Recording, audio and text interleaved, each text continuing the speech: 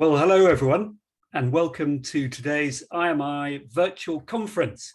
It's great to have so many of you with us today. Thanks for joining us today. My name is Matthew Rock. I'm part of the editorial team on the IMI's fabulous member magazine, Motor Pro, which I hope lots of you enjoy. I'm going to get the ball rolling today in the company of Steve Nash, the IMI's chief executive.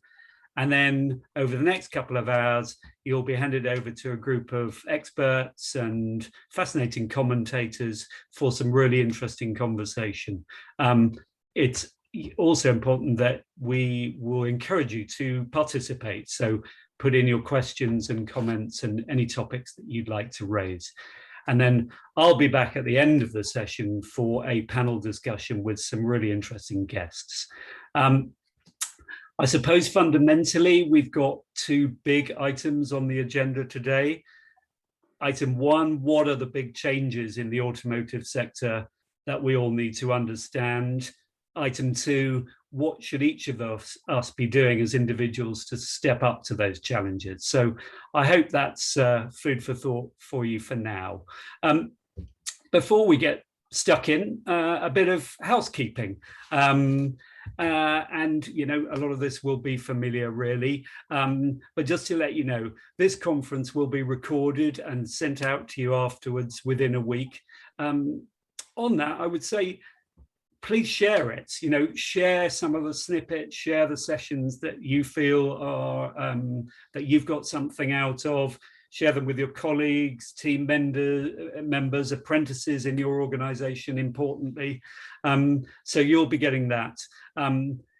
Ask questions through the day. You know, we will take as many as we can, and if we can't get to them today, then we will answer them offline afterwards. So this is very much an event where we'd love you to participate.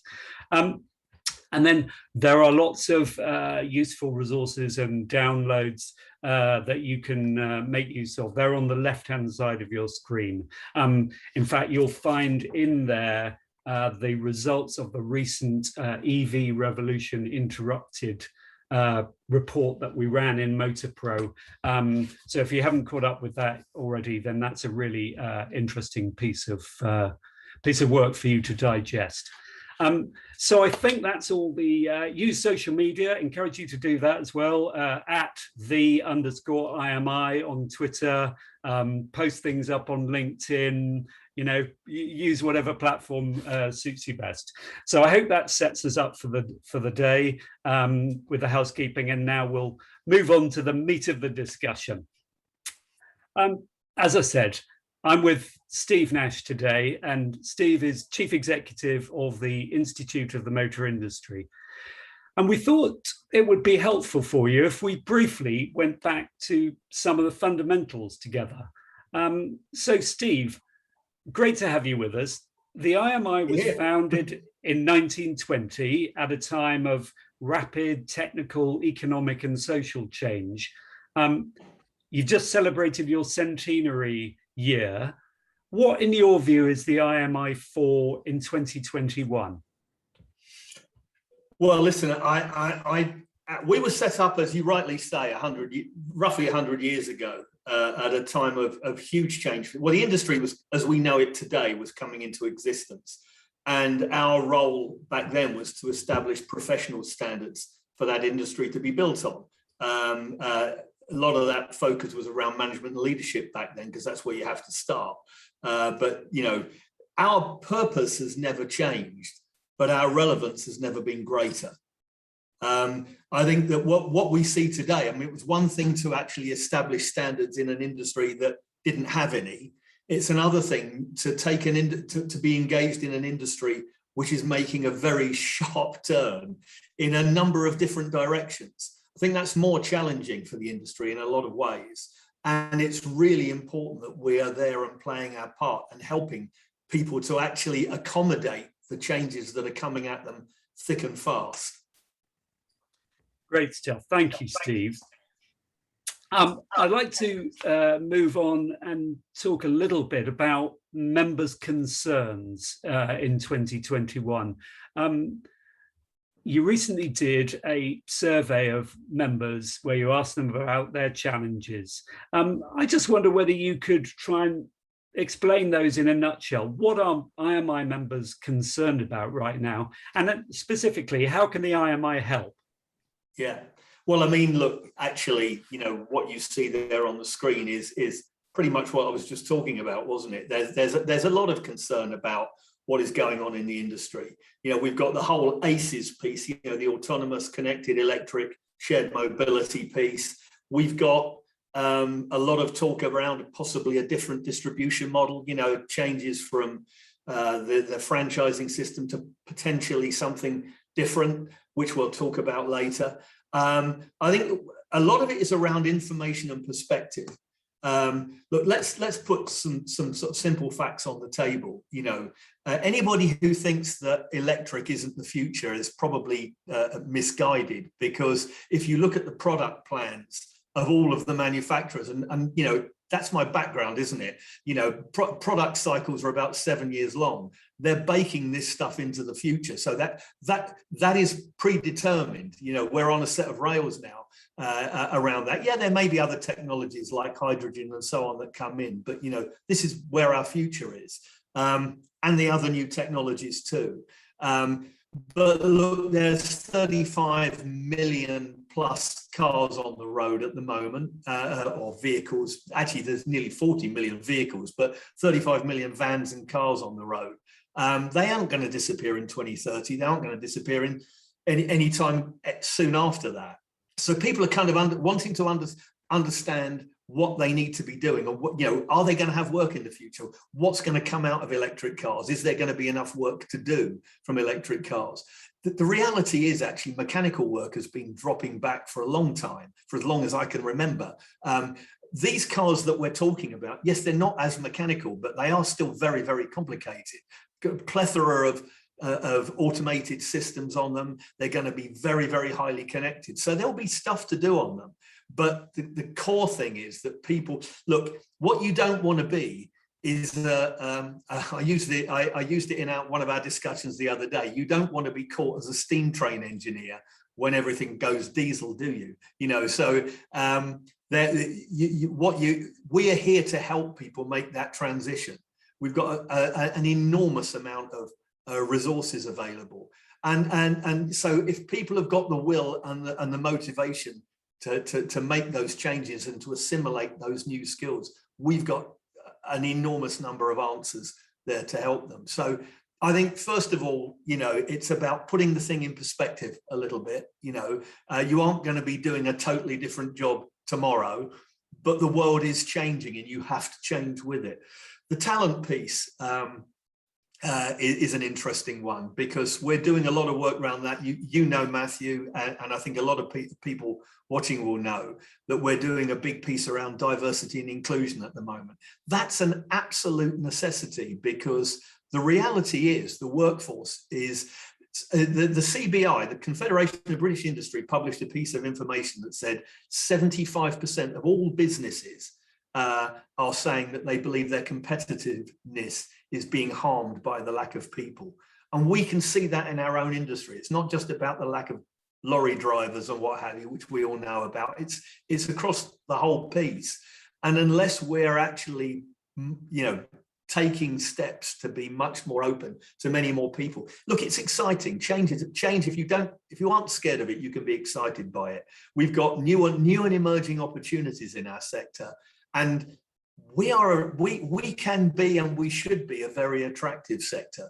There's people talk about the high-tech industries. There's nothing more high-tech than this. And so, we've got the opportunities there, but we have to make changes in order to accommodate them. Great stuff. Thanks, Steve. That's really got the juices flowing for today. Final question for you. The IMI has members in more than 50 countries, I understand. What are your global ambitions? Well, it's quite simple, really, Matthew. If you develop the right products, they have a lot of reach. So a good example is IMI Techsafe. What we've done around IMI Techsafe would appear to be ahead of the curve, not just in the UK, but around the world. And we've been pretty much inundated with people coming to us saying, we hear about what you're doing, we'd like a piece of that in our country. And we're more than happy to accommodate that. And you know, there are some countries where we're more established than others, but that is taking us to many places around the globe. And I think that's a positive thing for our members too, because anybody who has aspirations to potentially work in other countries, it's great to know that our skill solutions, our products and so on are widely recognized and widely accepted around the globe. Excellent. Thanks so much, Steve.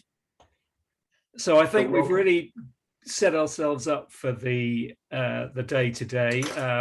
Great foundations there for the conversations. For the first session from today, it's going to be hosted by Chris Cotterill of the IMI, and he's going to be looking at the future of the sector. So thanks very much for your time now, Steve. Great to spend time with you. I'm looking forward to hosting the panel discussion later on today. Me too. Hope we get lots of questions and comments in, whatever your views. You know, we're keen to hear them. And I'm delighted now to hand over to the next session, and I'll be seeing you later on. Thanks very much again, Steve. Thank you.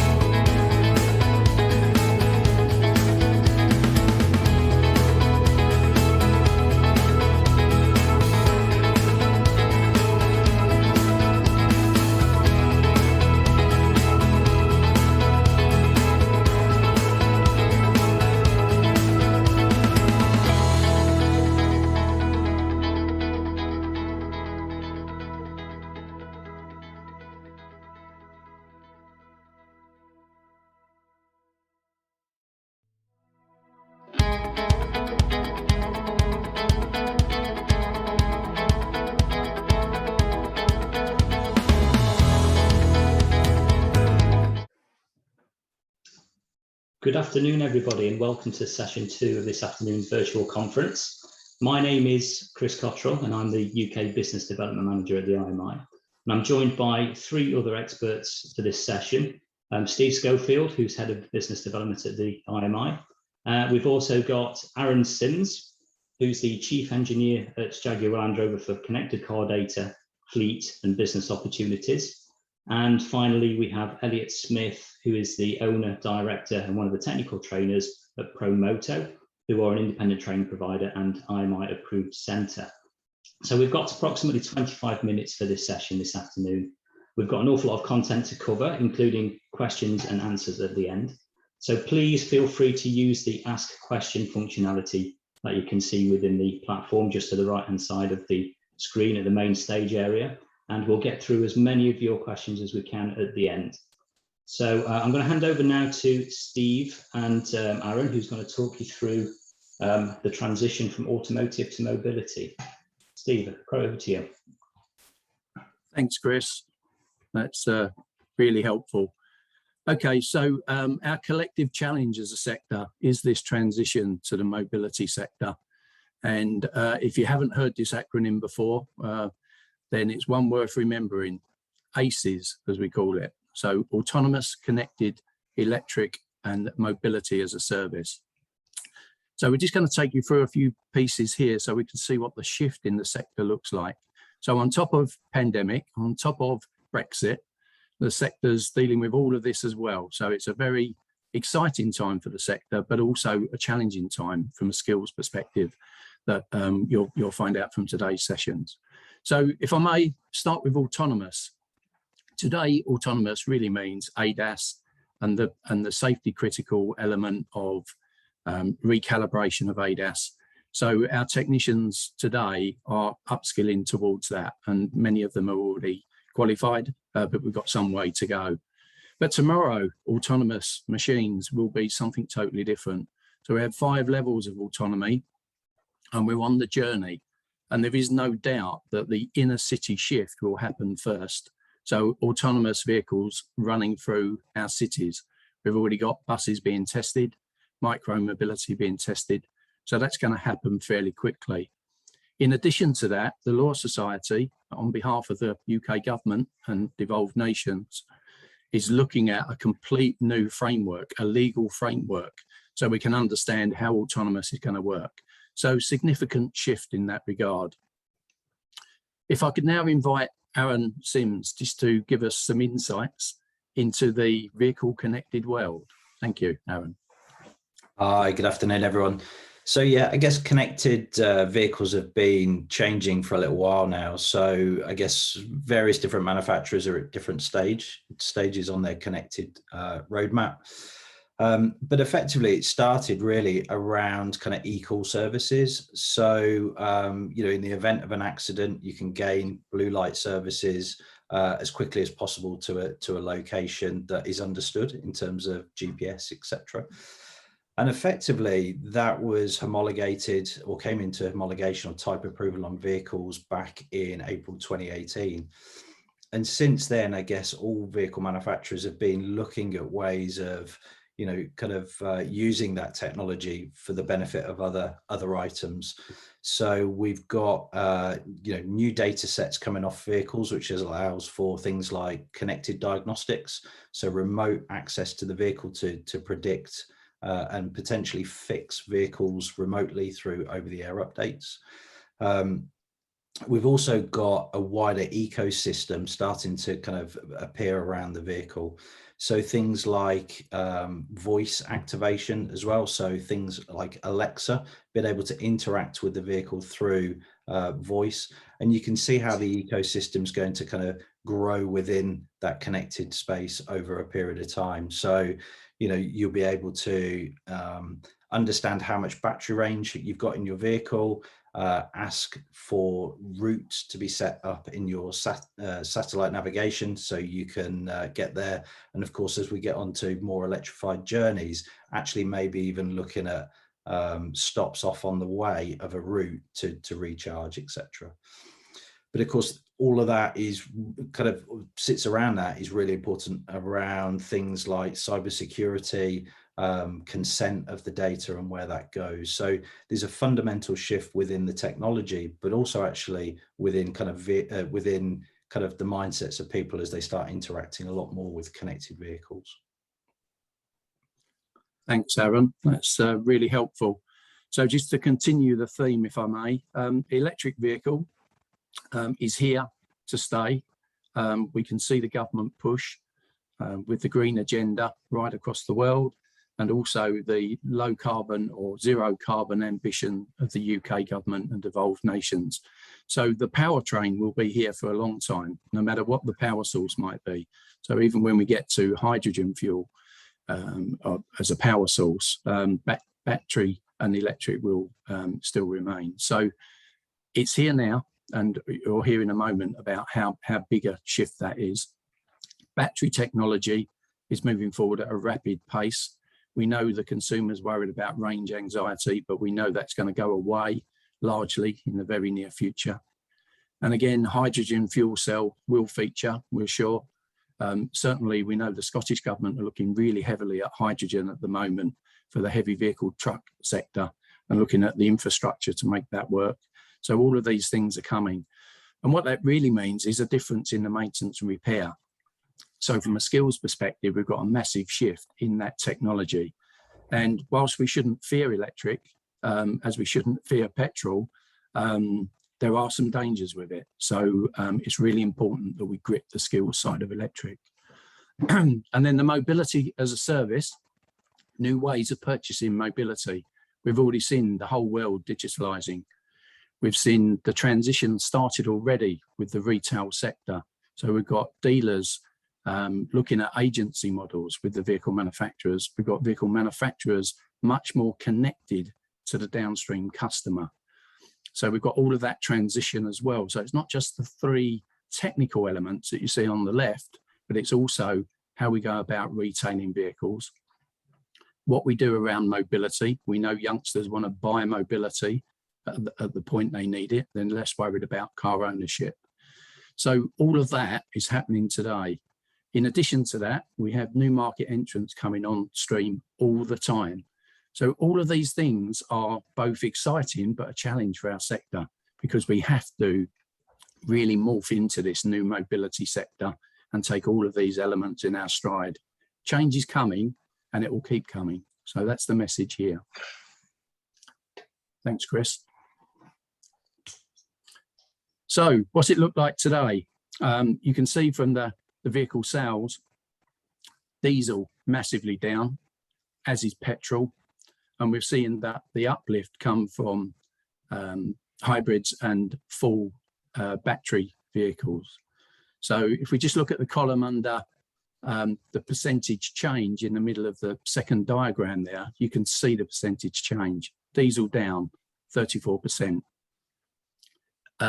MHEV diesel up, petrol down. So we can see the shift already, but given the government legislation that's going to be following, we can see this shift happening really quickly.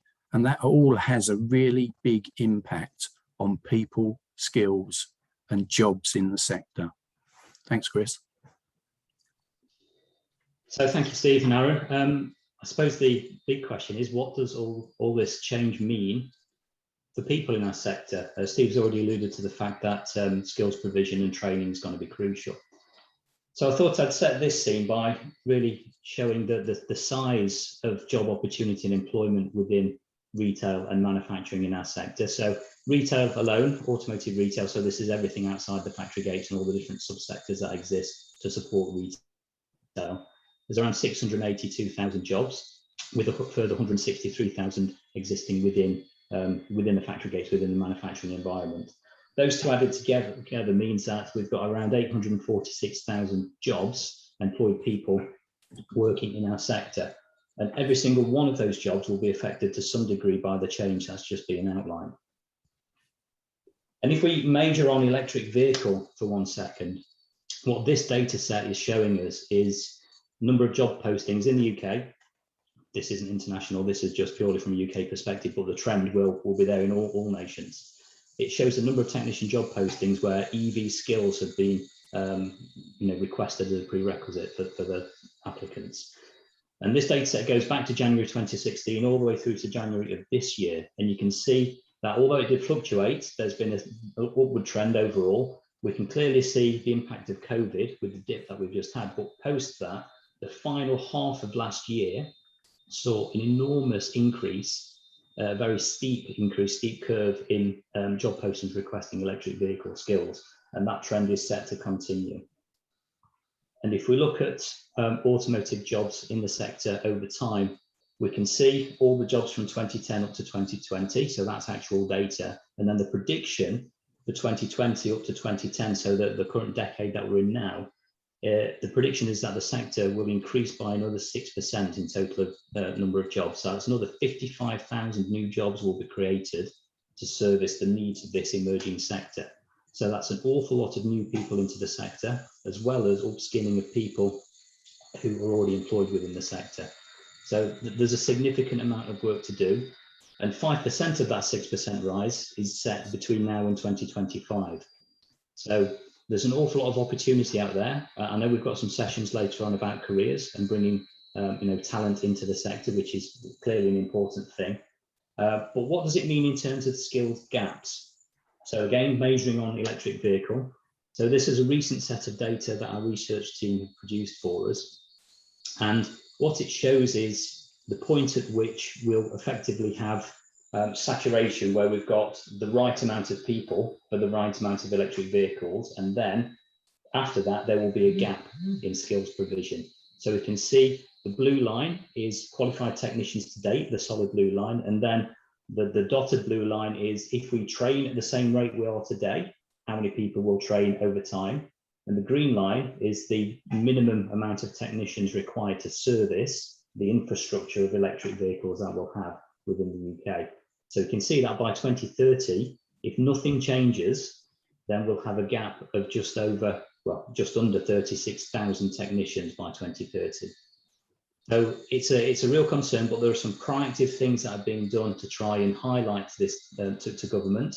I know that Steve Nash will be talking later about the lobbying work that he's done to try and improve the funding to address the skills gap. So more to come later on this, but it's not all doom and gloom. There are lots of proactive things that can be done. And what it does show is that automotive is a career where there's vibrancy, there's opportunity, and it's an exciting place to be. And onto development solutions that exist today. So what work have we already put in place, and what work has been done to make sure that skills gap can be addressed? So Steve and Elliot, I'm going to hand back to the two of you for the next few slides. Thank you. Thanks, Chris. I'll start, if I may, on the left. So we have a suite of qualifications available already for light vehicle. We have similar things in heavy vehicle as well, but just taking the light vehicle where the volume is initially, we have a level 1 award, which is around awareness. So for customer facing staff, people working in and around electric vehicles and high voltage can just have an awareness. So that's important for a big cohort of the sector. A second element that's also important, the workability on our roads. So if we think about first responders, emergency services, roadside assistance, roadside recovery, we have a level 2 award that caters for that aspect of our sector's activity. So whether we're an insurer picking up a damaged vehicle at the side of the road, or whether this is a breakdown situation with a customer, we have the qualification to give that solution. And then the three qualifications that I'll ask Elliot to comment on in a moment are really for the technician. So we have level 2, which is about routine maintenance activities. So that's where a bulk of the work is done in the automotive sector. And the vehicle manufacturers and the independent garages know that. So that's the first port of call. The level 3 award, which is more around, we start to get into system repair and diagnostics. And then the Master Tech Award, which is the level 4 award, which is really into the high voltage systems and really getting under the skin of batteries and things like that. So there's a raft of qualifications. I'll talk about Techsafe in a moment, but I'll ask Elliot if he'll just give us some insights into what he's seen with these qualifications. Thanks, Elliot. Yeah, thanks. For us, of course, we deliver these qualifications, and what we found is that what is good about these qualifications is they meet a lot of different aspects in the industry. So things from, look at the level 2, for example, routine maintenance, that covers a lot of whole kind of aspect of different disciplines within the industry, from the fast fit organisations to the MOT testers and so forth. And this is more around about, you're going to get involved with working on electric vehicles at some point, and what are the awareness around those kind of dangers of working around high voltages and making sure that you're safe. The level 3 is more about, okay, we need to understand if there's components need replacing through accident damage through our body shops and repair centres, to component replacement where components are either failing or need replacing on the vehicle. And of course, that needs to be, you need to be aware of those types of aspects of working on those types of vehicles.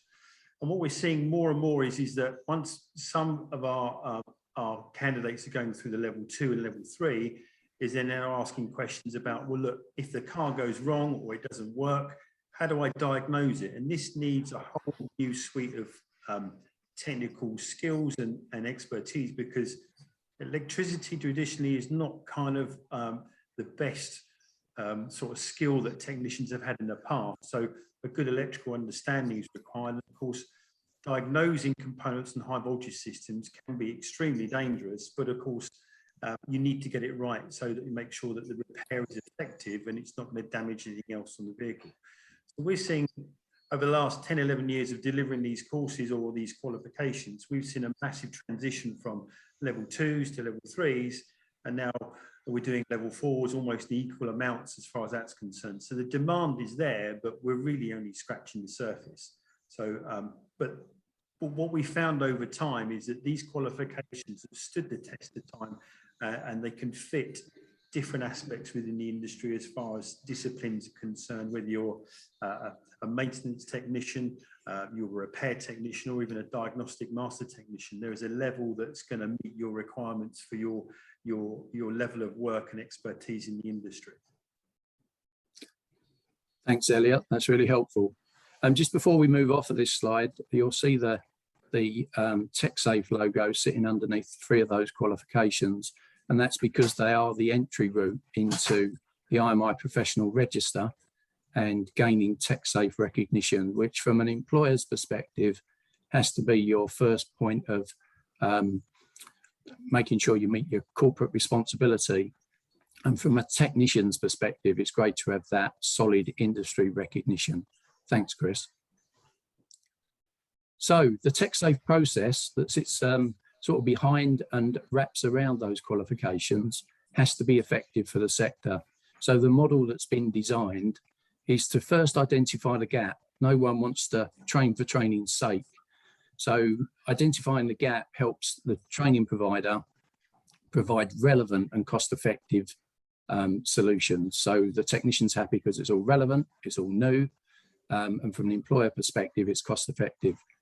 And then where possible, we like to deploy e-learning early doors so that we can get some pre-training and knowledge into people where that's appropriate. It's not always needed, but it's a good starting place. And the good thing about that for an adult technician that's been in the sector maybe for a while, that helps break down the anxiety, and from an employer's perspective can reduce the downtime as well when it comes to the full training. And then train with an IMI centre. I suppose the first thing there is the confidence. It's quality assured by the IMI as a UK awarding organisation. But in addition to that, we know that all the trainers and assessors are IMI qualified. So going along to the IMI training centre, of which we've got around 140 centres at the moment offering electric vehicle, is the next port of call. Post that training, obviously there's some assessment to prove competence, and we know that that individual's safe. So that's achievement of the IMI qualification at the appropriate level. But it doesn't stop there. That qualification's for life. But the Techsafe model is designed really to keep pushing the boundaries and make sure people stay up to date. So on achievement of the qualification, the individual can join the IMI professional register and achieve Techsafe recognition for 3 years. We use 3 years because that's the industry norm around the cycle of staying up to date. And it's also the norm for professional bodies.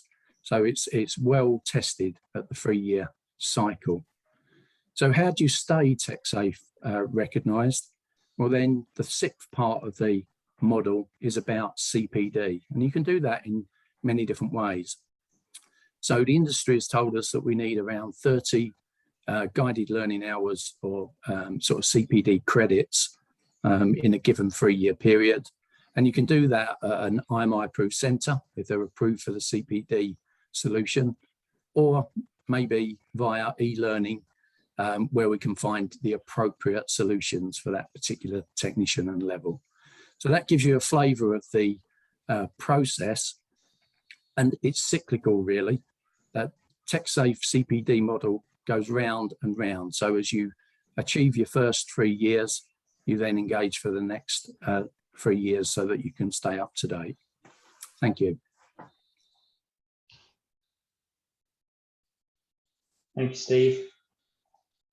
So while you've just been chatting then, I've just been keeping an eye on the questions that are coming in. So I've got my mobile phone here and we've actually got 2 questions.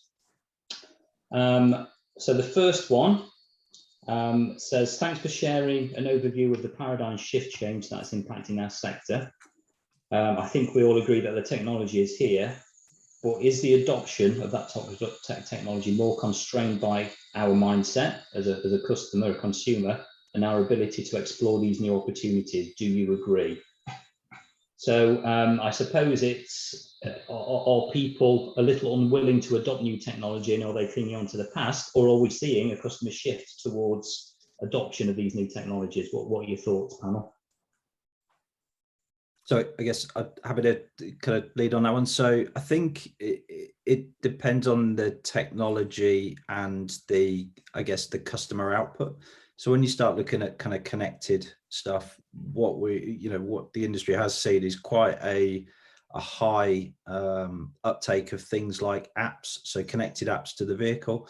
So actually, by connecting the vehicle, sharing your data through the platforms, etc., being able to go back and see where your vehicle was, so track your journeys, which is obviously kind of handy for maybe expenses. So if you want to expense personal against business expenses, also being able to activate things like heating, so warm the car up on a cold morning and vice versa on a hot day. So being able to adopt, or customers adopting within that side is quite high.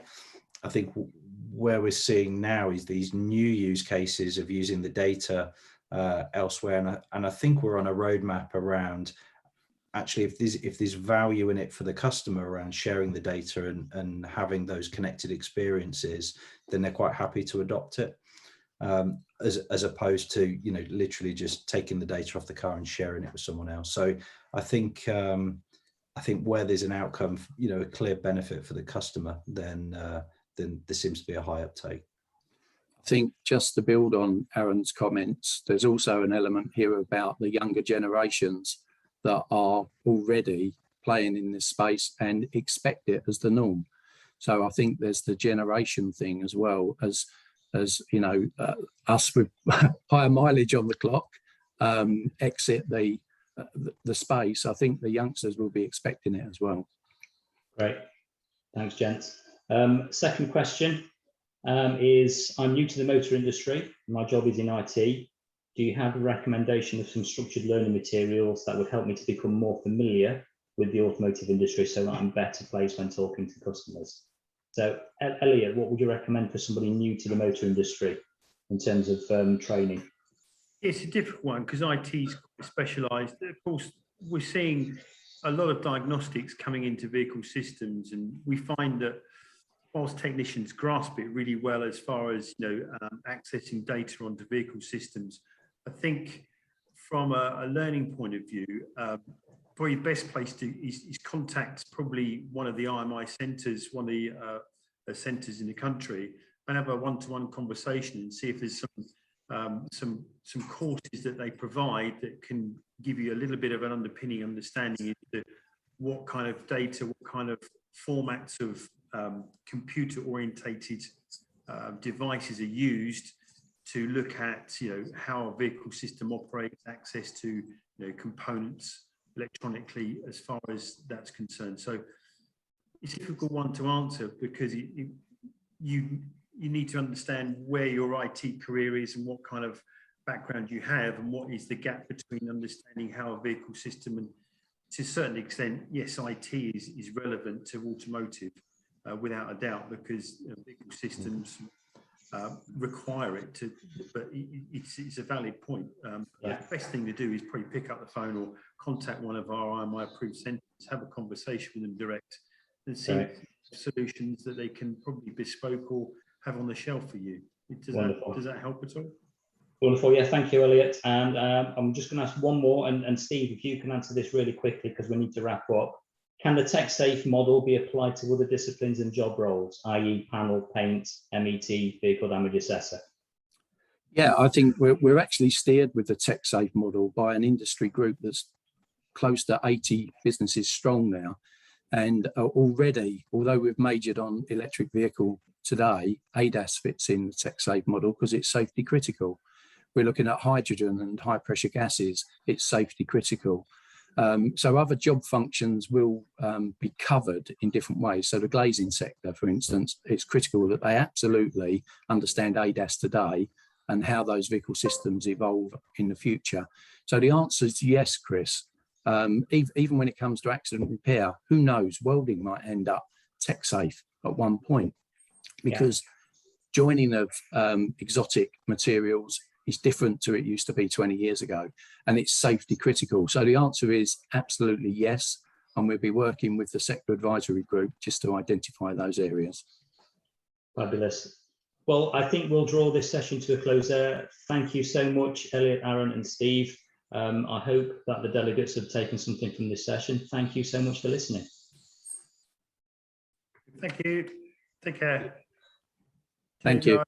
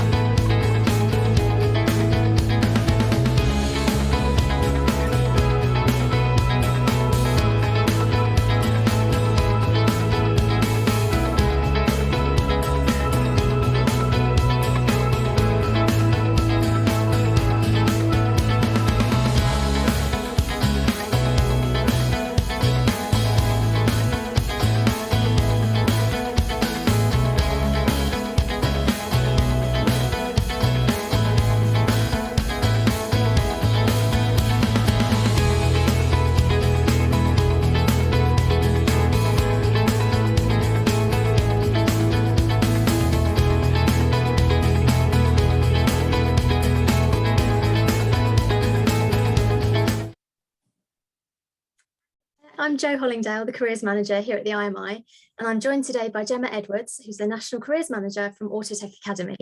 And we're going to spend the next 20 minutes or so looking at attracting and retaining talent. We'll be looking at the skills gap, age profiles of the sector, apprenticeship starts, the next generation, Autotech Academy, what we're currently doing to support this agenda, what's next, and there'll be a chance for some Q&A at the end. So if I could have the next slide, please, that'd be great. Thank you.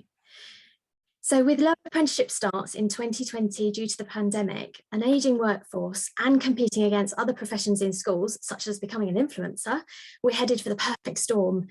We only need to look at the heavy vehicle driver crisis to see where we could be headed.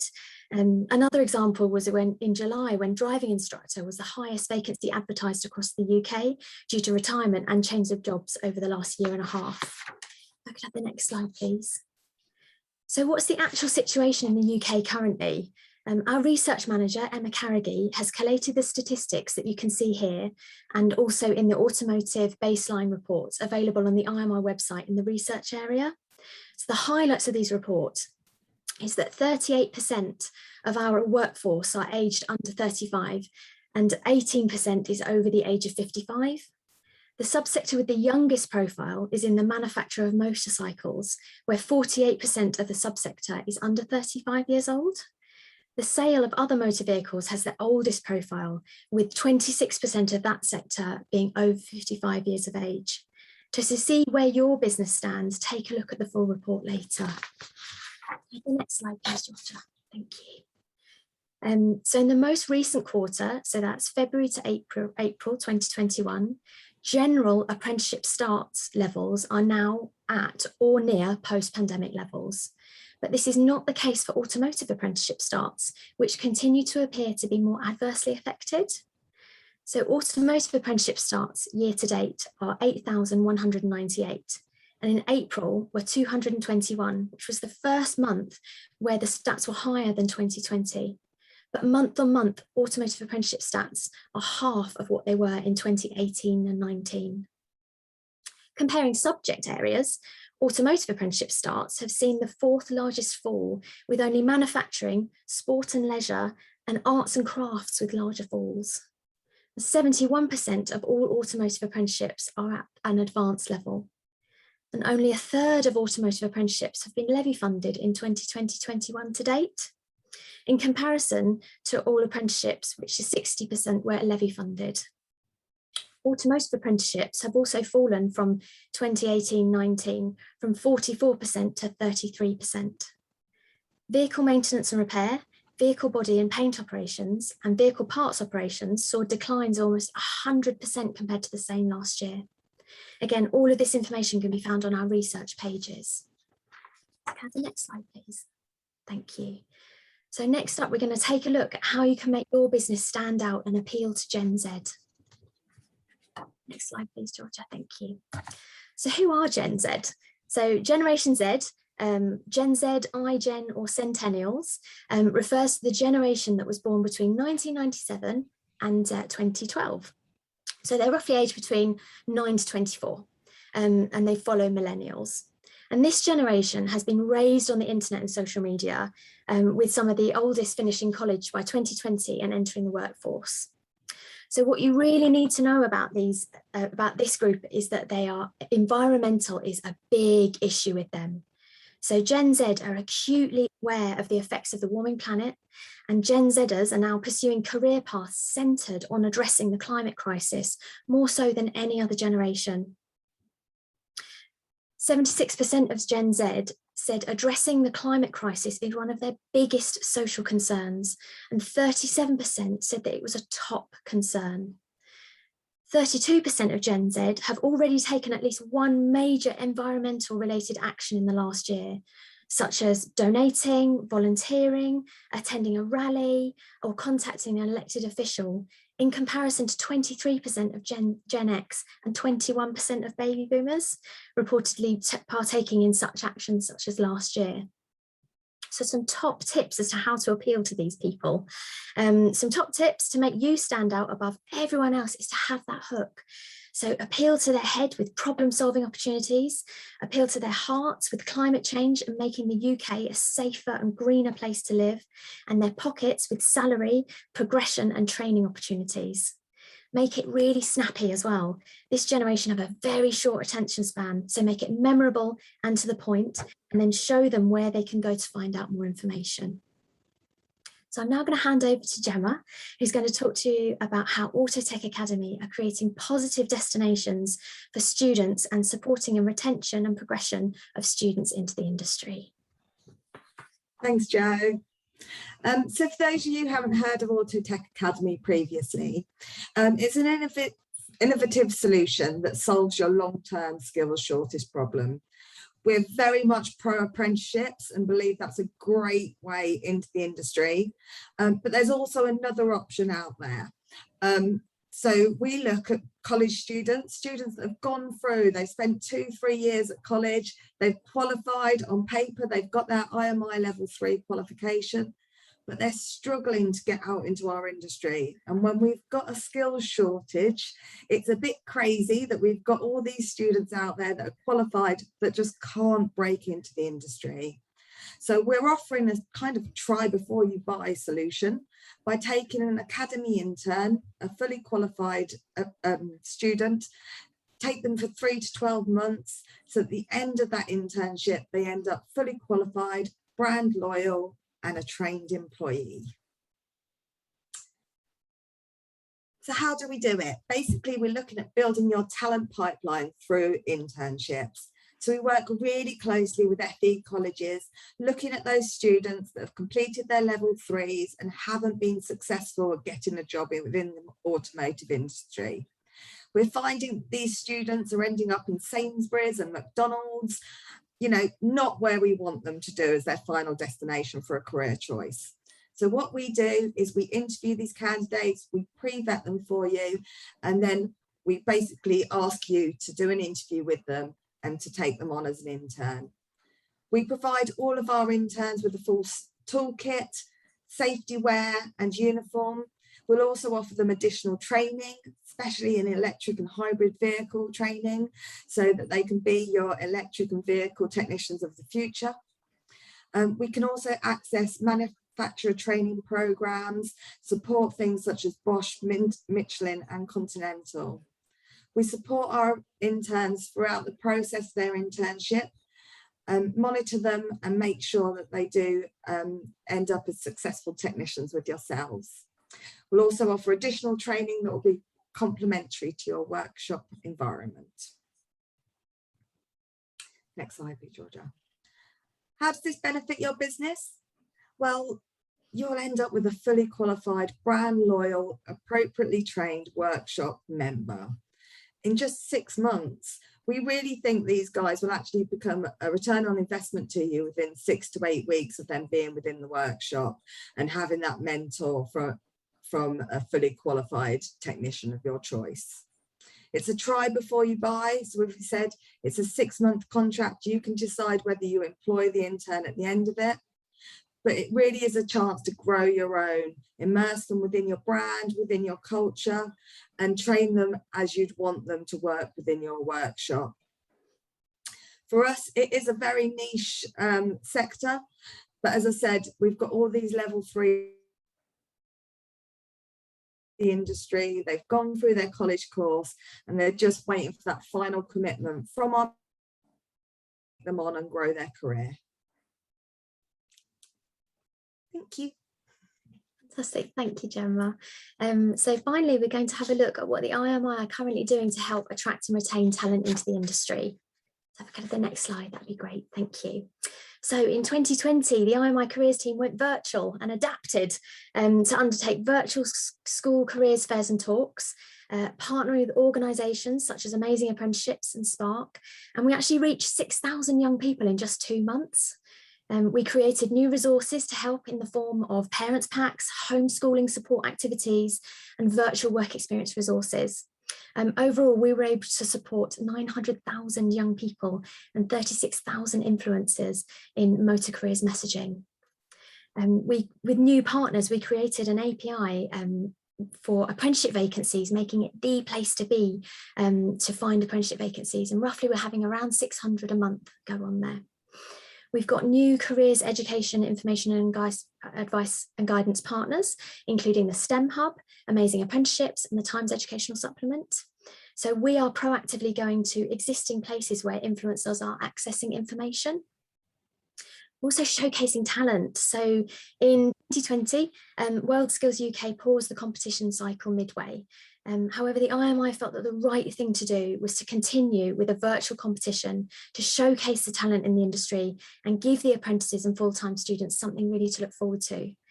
The virtual competition was a huge success, and it's now being used as a best practice example of a virtual competition by World Skills with other competition organising partners to follow suit.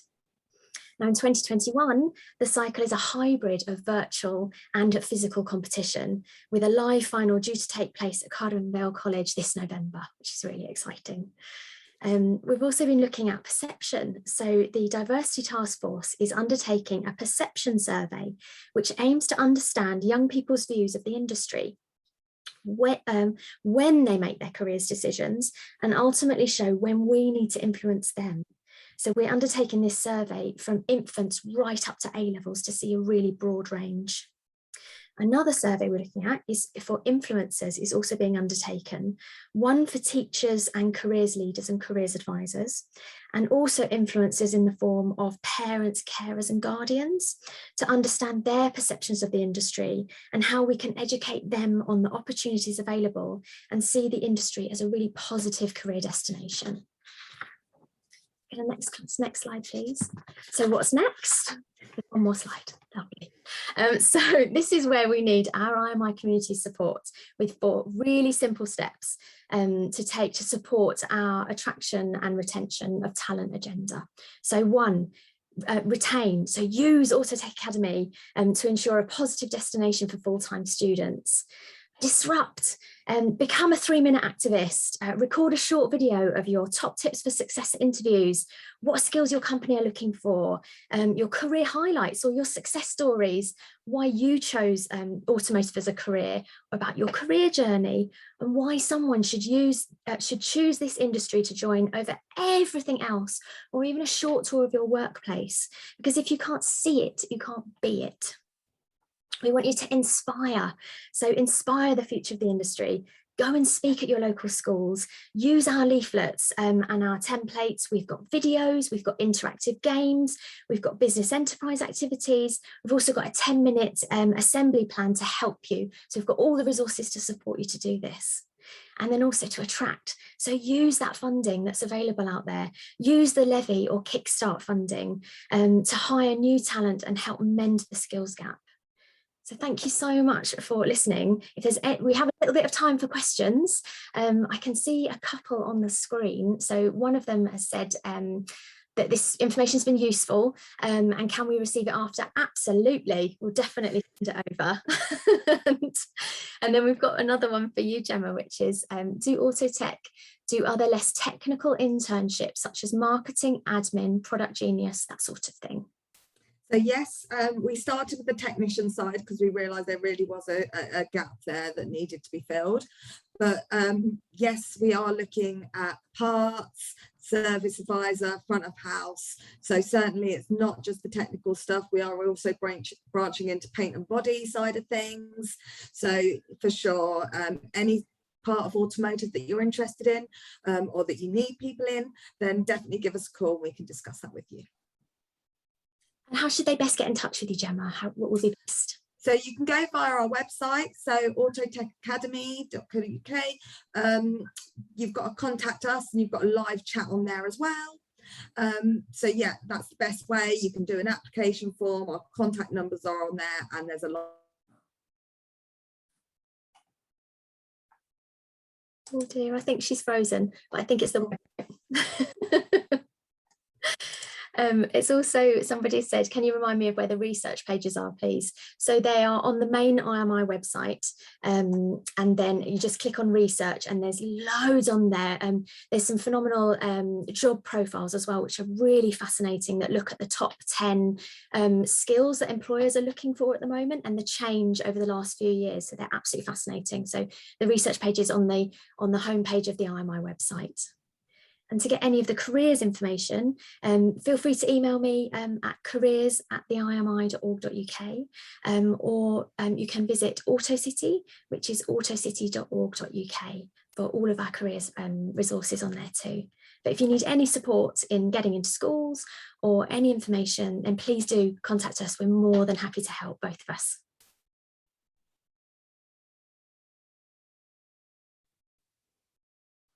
So I think that's it. I think we've got you up to speed. We've caught you up. Thank you for listening today, everyone. Thank you so much. Enjoy the rest of the day.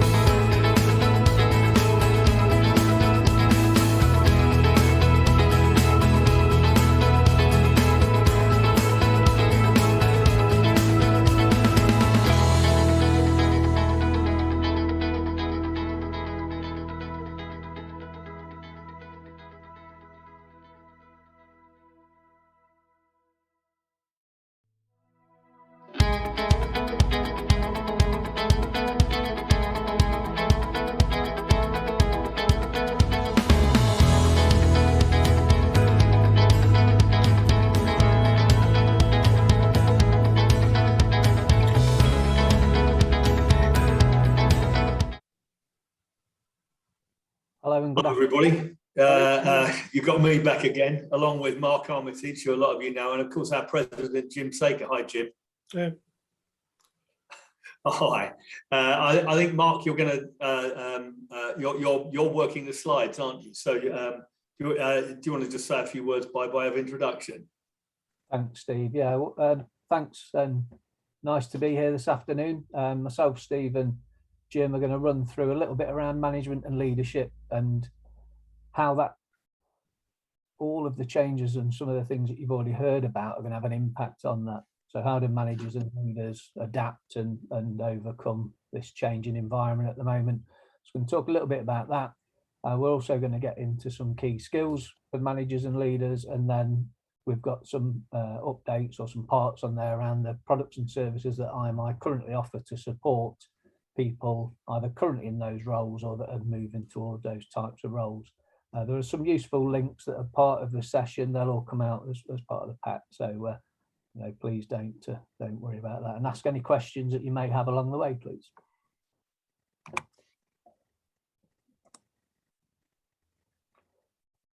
Okay, so for Steve and Jim and myself here, this is again a recap on some things you may have already gone through today.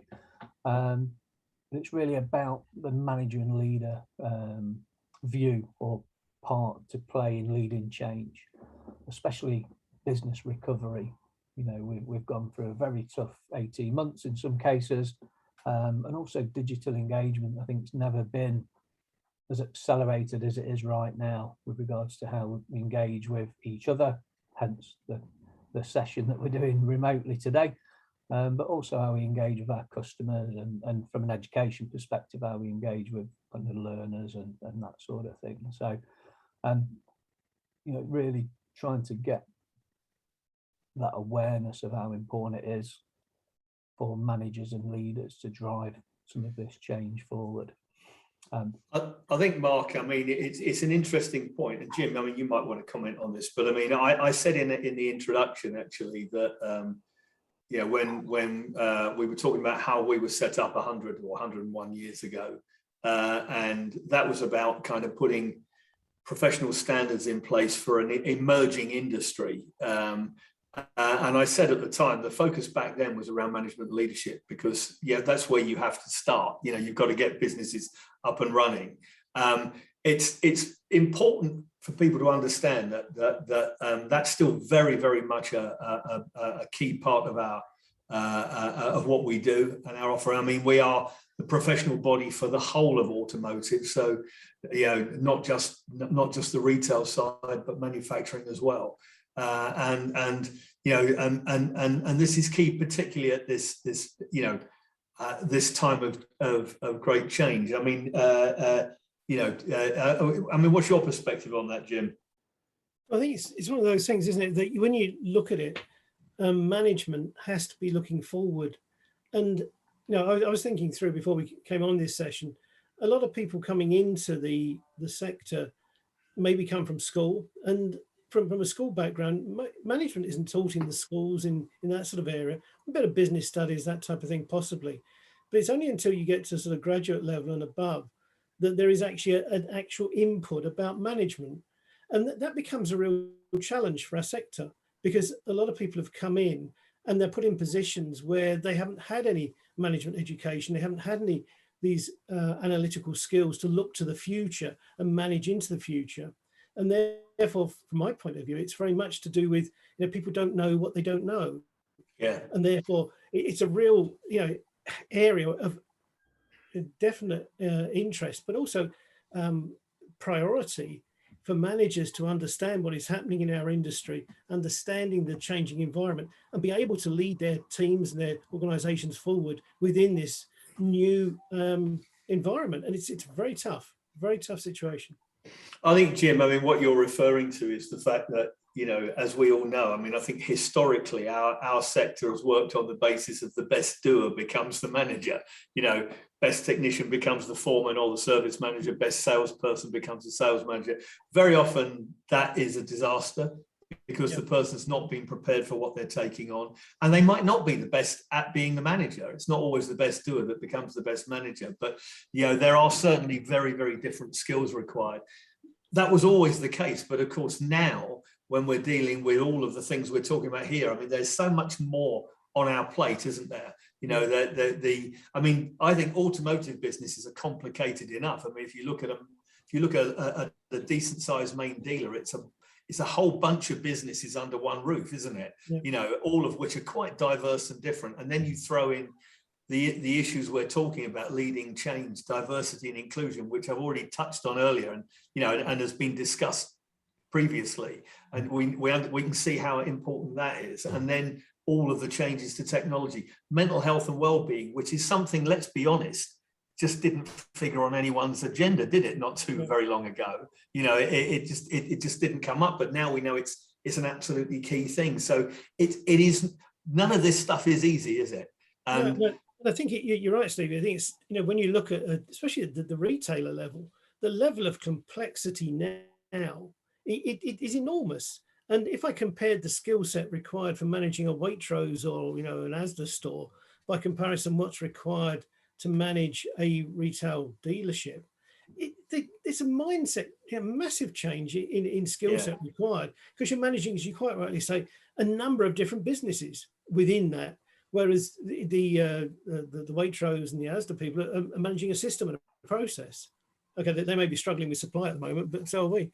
But it's kind of an issue that we, you know, I think both sectors will have to address. But I think we are working in a very much complex environment. Yeah, that's where that key point about resilience comes in, isn't it? Because it is about being able to cope through all sorts of different challenges. And we've certainly seen a few in the last year.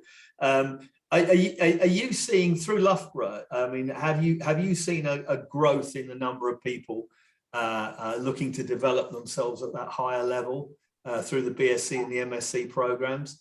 It's interesting. It's very much more selective. People, you know, because of COVID, people have taken a step back. You know, and there's some of the manufacturers are putting people onto programs, but actually, it's a real sort of tipping point, really, that over the last, you know, due to COVID, people have bunkered down, and that they're not prepared to invest in management. They're not prepared to invest in this area, and I think it's going to be a challenge going forward as to how we educate people into this new environment. And also, we find it just on our, not the automotive programs, but on a lot of the programs, what's being taught in the first year of an undergraduate program is out of date by the time they graduate. And so therefore, you know, it's the dynamic of the change, which is also a factor. And so therefore, you know, the resilience, as you quite rightly say, of managers currently in our sector needs to be enhanced as much as possible. And it is also, I think, also to do with confidence, because I was at a dinner recently, and one of our ex-students came up and they said, yeah, he said, I didn't do stunningly well on your program. He said, but what it did do was give me the confidence to actually analyze things. And I knew what I didn't know, you know, and it's that confidence of saying, right, I'm going to look at the data, look at what's happening in the environment and make decisions based on that, not just simply do the same thing over and over again. I think that's inevitably true, isn't it? Of any form of higher education, it's much more than. I did an economics degree years ago, and you know, everything I learned about sort of macroeconomics has been debunked since. You know, and that's inevitable, isn't it? But the general principles you learn, the capabilities you learn, and I think that's so important. I mean, Mark, I mean, I know in terms of what we develop and the demands that we have. I mean, that's incredibly true, isn't it? Because it's one thing to teach somebody to handle a particular challenge. It's another thing to give them to help them develop the broader capabilities to address any kind of challenge, isn't it? It most definitely is. And, you know, just to echo what Jim said, I was fortunate enough to undertake one of the programs at Loughborough many years ago, you know, and whilst some of the real detail is so fast changing, some of those concepts around resilience and all that kind of thing are so important to people, you know, to be able to move forward and to go the change. And I think you're right, Steve, we're going to come on to some of the products and services that we currently have in place for managers and leaders in the sector.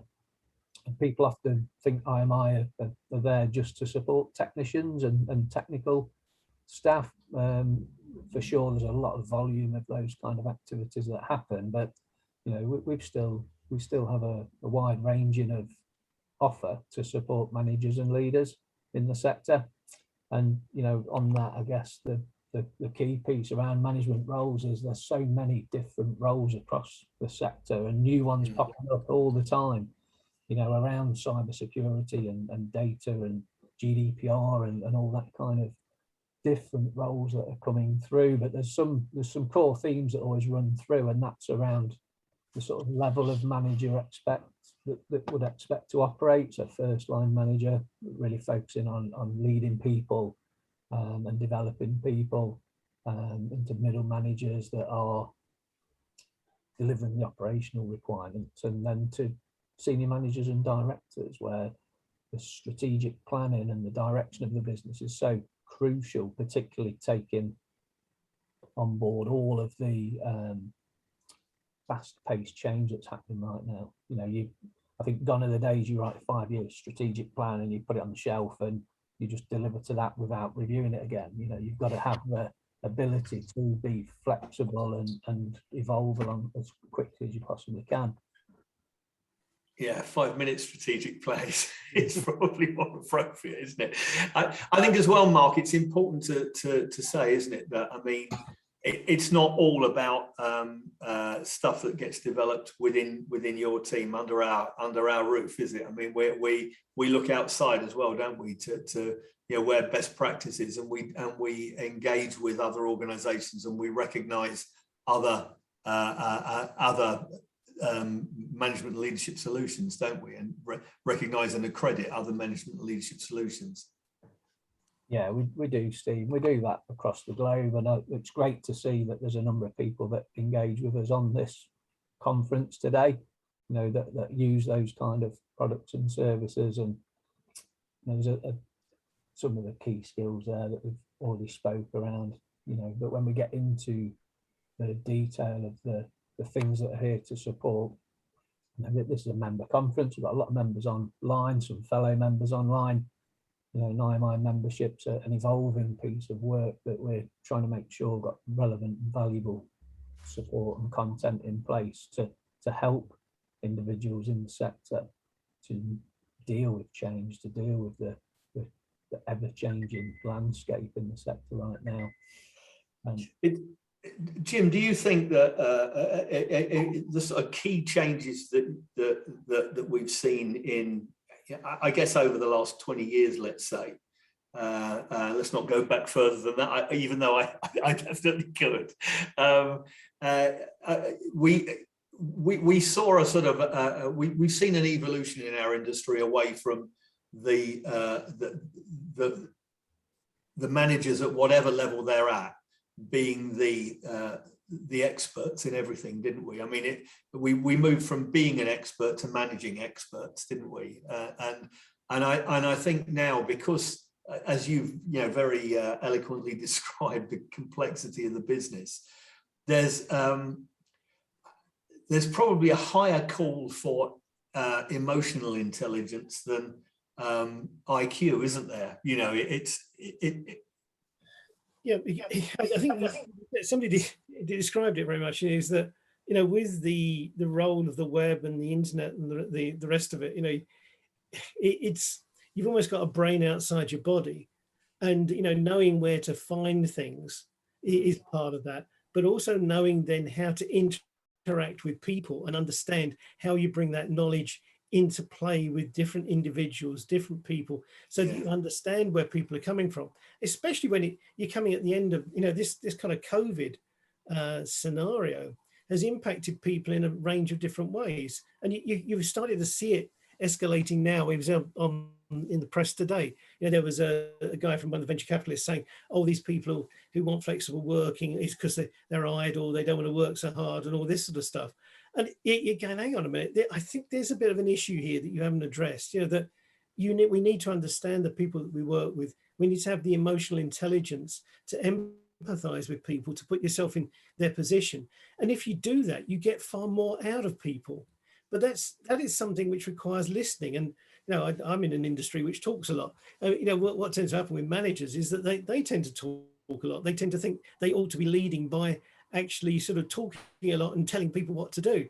Now, in reality, if you start to listen to people more and understand and take a more humble approach to it, and then you start to build up your own knowledge base and understand the people and what is around you to bring to help these people, then you can manage successful businesses. But it's if you just sort of ignore that emotional intelligence part, then I think you've got a real problem. I think I mean, from our point of view, I think I was trying to say earlier on that our role in change is key, because change happens to people and it happens through people, and we're all about people, and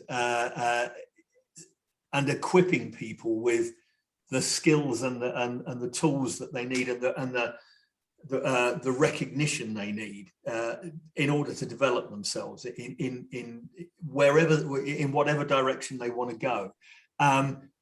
There is no doubt that our industry is starting to look different, and it would be pure conjecture, wouldn't it, to say what the industry will look like in 10 years time or 15 years time, in terms of what model we'll be working to, from a distribution point of view, what's how the mobility sector has developed, and all these new things. But what do you think, Jim, or feel, Mark as well, feel free to chip in, but what do you think are perhaps the new skills that that haven't previously been focused on, that people are going to need to cope with this? I think one of the big ones is that we're going to be swamped with data, and how we handle data and how we use data to take our business forward is going to be a factor. We're going to have increasing amount of information about the vehicles. We're going to have an increasing amount of information about customers, and actually sort of understanding that and using that data, as you say, empathetically, is actually quite critical.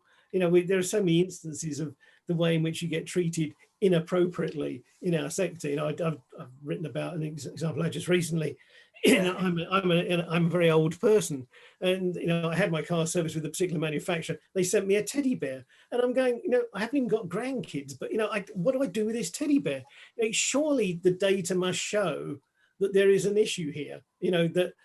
How do you actually respond to people and actually feel engaged, that they actually know you? And you have to use that data effectively.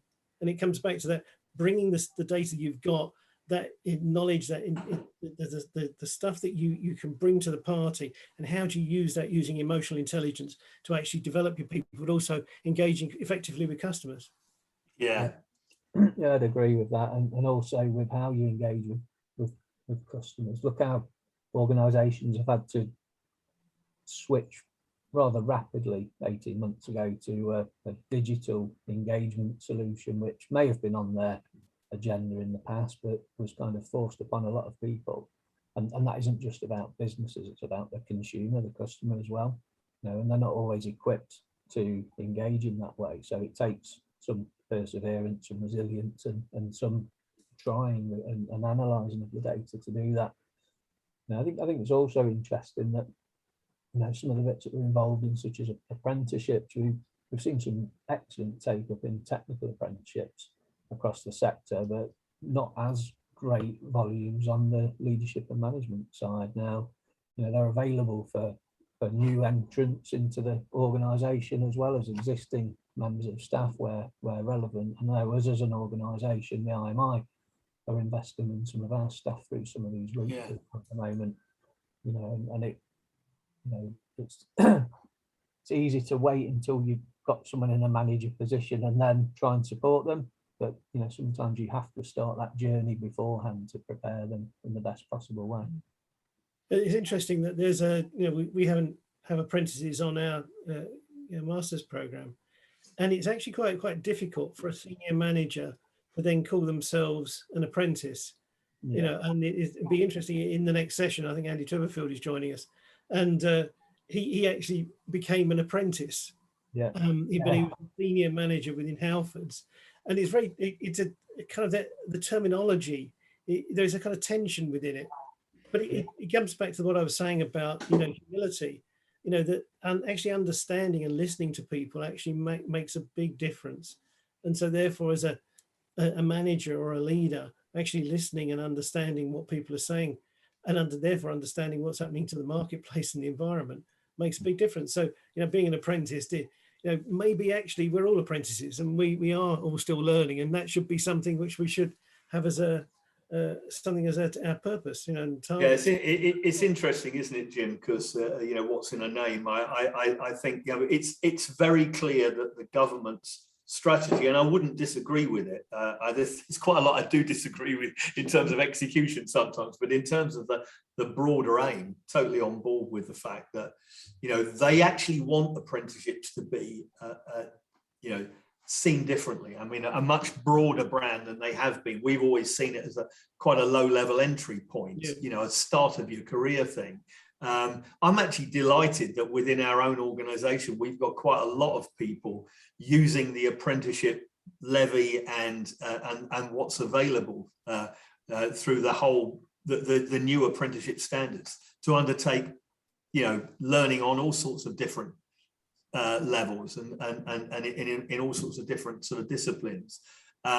So I think there's some evolution to be done around that. I mean, the bottom line is, as Andy will tell us when we see him, he now has a very high level qualification, which so it doesn't matter that he was called an apprentice. He's actually gained that qualification through that method, and it's something that it's disappointing actually, that the level 5 operations manager standard has kind of been reviewed simply because there aren't enough people taking it up. Maybe that's a timing issue, and of course not helped by the pandemic either.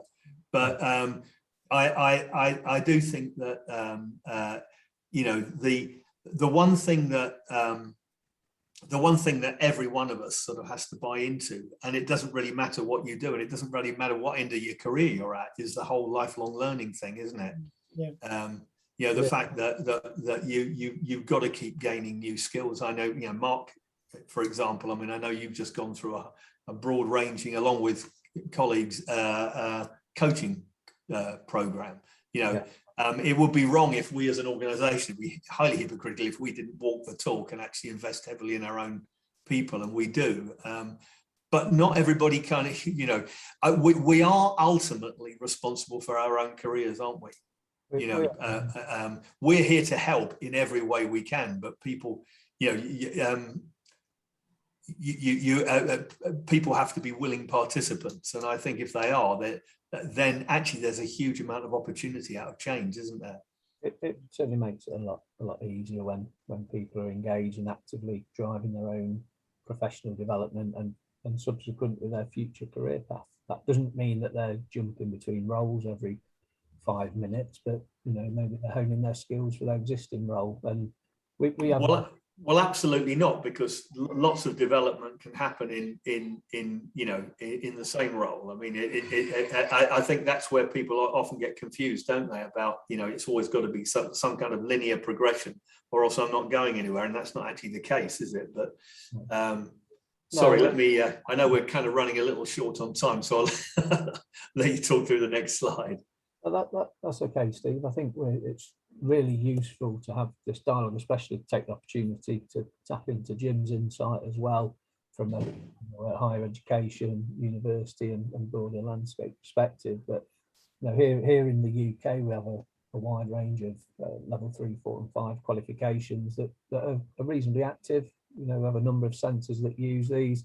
Sometimes they're putting kind of people that have completed a technical qualification onto them for their future development. Maybe they're going on to be managers within the retail business, for example, and also around MOT test centre management as well, which is a very active qualification. It isn't just in the UK, of course. I know we've got some people from around the globe online today. We do deliver qualifications internationally as well that are recognised. So these are all regulated qualifications that we deliver. I think Stevie mentioned earlier about where we work closely with partners and recognise existing programmes. And we do that in a couple of ways. So we have some IMI accredited assessments, which are assessment solutions that come with formal recognition and aligned to IMI membership. We've just launched some new updates on first line, middle and senior manager for that, which are being took up now. But also, as you mentioned, globally, we've accredited more than 50 different management and leadership type learning programs. So this is where training provider, a motor manufacturer organisation have come up with their own management leadership program, and they want some external recognition from us as the professional body to support that. And we support and quality assure and certificate those programs. And again, and of those all align into the bringing people into the IMI membership community now. But it isn't just about formal qualifications, assessments and recognition. You know, there's nothing wrong with ongoing CPD. You know, in fact, it's critical. And across our providers and partners, we have access to around 200 different learning programs. And they're a combination of e-learning solutions or physical courses. Those physical courses don't always need to be face-to-face, of course. Some could be done remotely, such as through Zoom or MS Teams. And I've put, as I said, there's some links on this pack that will take you directly to the areas of the website here for people that are interested in finding out more about the CPD. And it's very wide ranging about all the different, covering all the different skill sets we've already discussed today. Yeah, and I think we're open to hearing about any areas people think we don't cover that they would like us to look at as well, aren't we?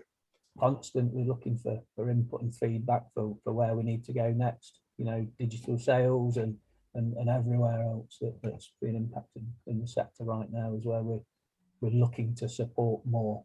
You know, we want to be here to support more of the professional development in the sector. That's really good. Believe it or not, we haven't received any formal questions yet on this session. So either everybody's gone off for a cup of tea or they've really been engaged and enjoying the session that we've done. Hopefully it's the latter, of course. So, but was there anything that you wanted to add, Jim or Steve, as we kind of close off this session and move into the final panel discussion? No, I think it's just this belief in the fact that, you know, it is lifelong learning. You know, that we don't live in a static world and we need to change in relationship to it and continue to learn. Well, I think, Mark, when I first came into this role, I mean, you know, obviously from your previous experience, and I mean, I've always actually throughout my career, or a very large part of it, certainly for 25 years or more, I had some element of training reporting to me. And one of the things I found is it's the people at the top of the businesses were quite willing to send other people on training courses, but didn't often engage themselves. You know, the truth of the matter is, it's vitally important, isn't it? I mean, if you're leading people, you need that help. You need that kind of stretching of your brain to take on the challenges that keep coming, will keep coming. And you know, as I say, I think that, I mean, look, you know, we've got you showed on one of the slides earlier on what it means to be member level and what it means to be fellow level. And people often ask that, actually, you know, what specifically is it? Why am I not a fellow of the Institute? Yes, or what would I have to do? I think that it is all about that level of responsibility that you've taken on, and showing that the skills that you've gained. But you know, we're certainly here to work with people and help them address whatever challenges that they might get throughout their career. We certainly are, and I think the. By me saying we haven't any questions, thankfully one of the audience has snuck one in right at the death. So you know, there's somebody asking around, when you're working in a smaller organisation, it can sometimes be difficult to have specific training content developed and delivered for you. What I'd say to you is, if you go to our CPD section, there's lots of easy access information on there that you can build your own kind of requirements in there. And if you think it's missing, then we've got 600 training centres globally that are also here to support you. So if you're a smaller organisation, it shouldn't be impossible for you to access learning. I think as well, Mark, I think Jim very you know, right on the money earlier on when he said that you know, the world we're going into is increasingly digital, and we're it's right to say we're investing quite heavily in our digital capability, and that brings many capabilities with it, but many possibilities with it. But one of them is the community piece.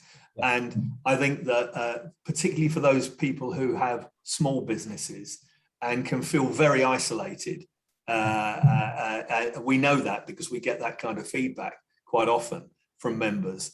Being able to connect them together and that ability to be able to discuss things within that kind of community and share thoughts and ideas and just to know you're not the only person going through that challenge is quite reassuring, and we're working very hard to build that in a bigger way, aren't we?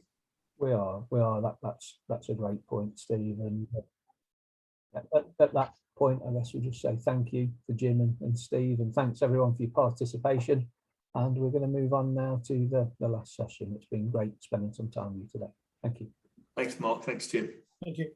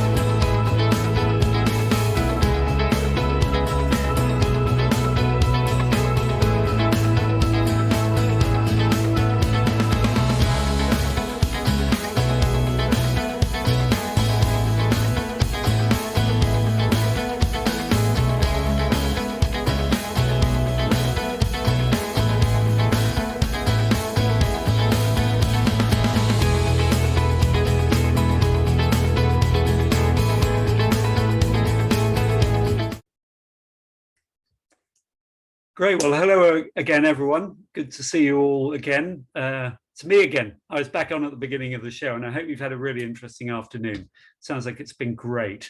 My name is Matthew Rock. I work on the team behind Motor Pro, the IMI's members magazine. So I'll just be hosting this session now, where we've got 4 great guests.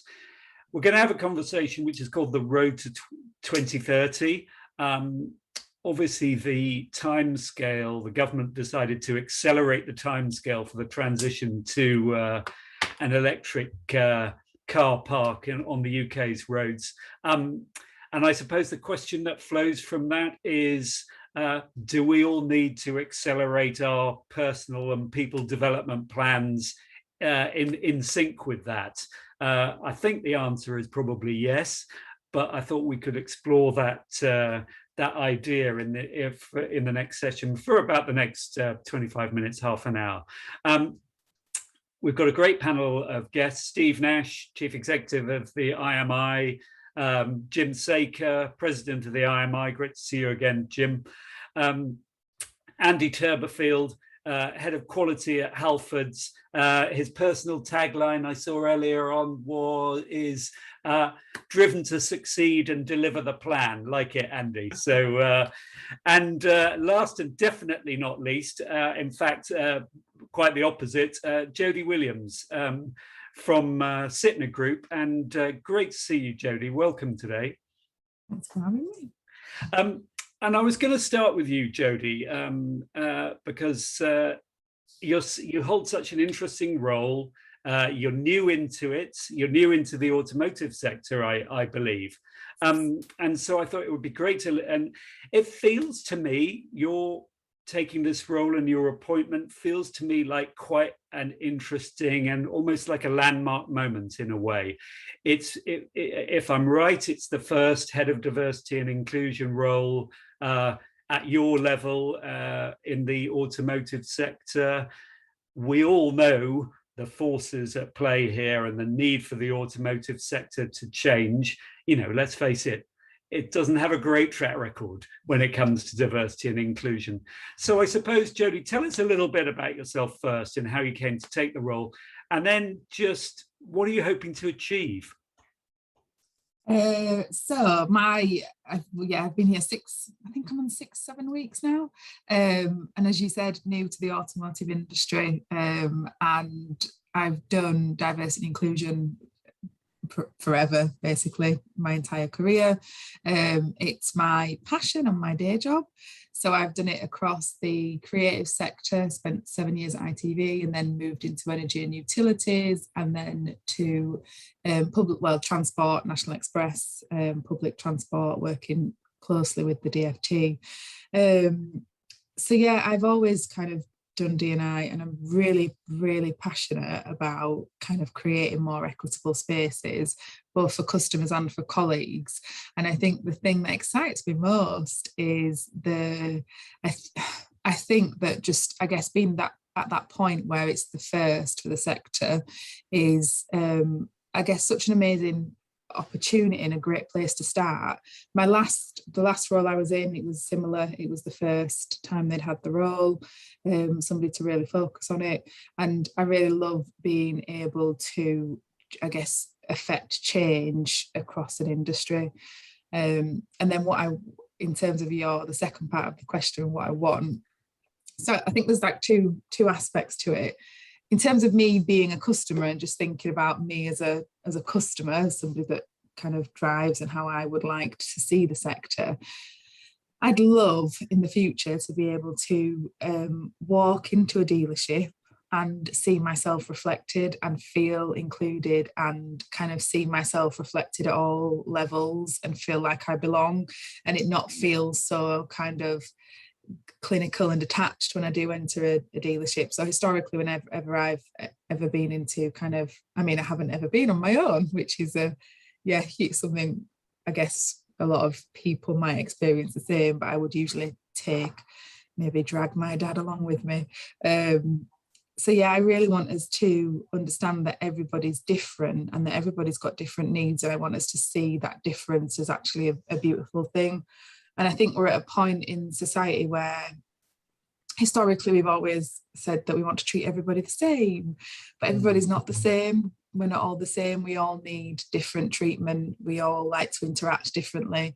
We like to have different communication. We're all very different as humans. And I know that some groups might have shared experiences, but I think the key is understanding that everybody's different, and I would like us as a sector to reflect the differences in our society and reflect that diversity in our society. Yeah. And I think if we don't do that, we're somewhat doing our customers a disservice in not reflecting them. Do you think right now, let's be honest about it, we're among friends, do you think right now women and people from diverse ethnic backgrounds would look at the automotive sector and think, nah, that's not a place for me to work? So I think somewhat, yeah. I don't think that we do a great job as a sector, making the sector look great for diversity.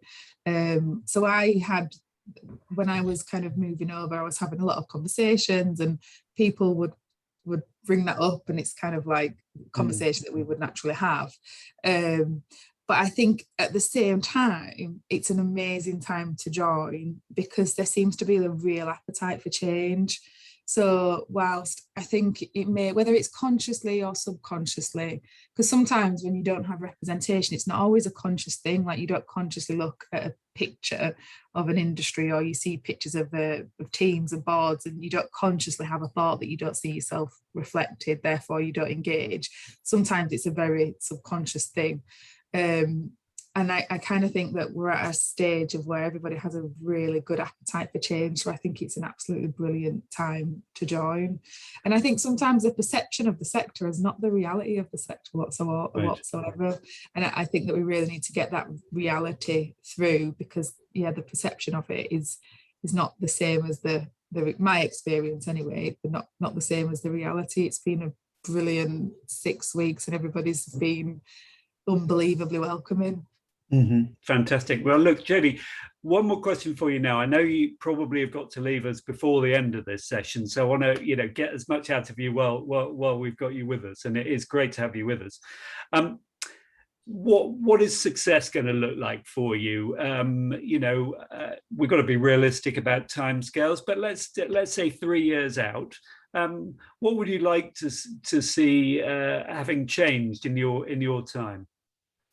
I would like better representation kind of in senior leadership roles, and kind of broadening our understanding of diversity to mean more than just gender. And I'd also like people to understand the need for that and not just want to see it as kind of, I sometimes think that when we don't explain why we're doing it, people think that we're just kind of doing it to tick a box or to fill roles. And I think that I really want people to understand the importance of diversity. And when you look at FTSE 100 and the top 10, they outperform, and there's a close link to diversity and outperforming. It's linked to innovation. So diverse teams are naturally more innovative. They come up with more solutions. They work better. And I want us to really understand as a sector to understand the importance of that. I think that there was a McGregor Smith review that came out a couple of years ago, and that said, I think it was 24 billion. So it was around succession planning and careers, and if Black and Asian and other ethnic minority people had the same access to progress in their careers as their white counterparts, I think it added 24 billion to the economy. And then when you look at the purple pound, so I think that's something like 217 billion spending power, I think, of disabled people. I think that websites, inaccessible websites, which is again across the sector, it's a lot of websites. Not many websites are built with accessibility in mind, but I think websites lose about, I think it was in the report, it was about 11 billion from not having accessible websites. And I'd really like us to be at the stage in 3 years to have that awareness and think, actually, it's not, we're doing it for the right reasons. We understand the business benefits, and then that we've got the representation, and not only just the representation, but that colleagues feel included once they're here, and they feel supported and they feel valued, and they feel like they belong, and that we understand that equity is the kind of the way to get that. Absolutely. Brilliant. Matthew, I just to be clear on the accessibility of websites, that's for people who have challenges like profound dyslexia or whatever. And absolutely. I just thought it was worth mentioning that, just in case people were wondering what that meant. Is it fair to say, is it a reasonable rule of thumb to say that if your workforce doesn't look like your customer base, you you've probably got a challenge? Yes, and some of the businesses that do it well, they really understand their customer base and they really reflect their customer base, and that's it's the key. And that's you mentioned the website thing. So a lot of people, they don't necessarily think about how a website will be accessed and how it'll sound when being used by a screen reader. So a screen reader is something that will read all the words out on the screen, but if it's not built in an accessible way, people can't access the content. I think that's the keys, and that goes back to the difference, does it, and understanding that everybody's different.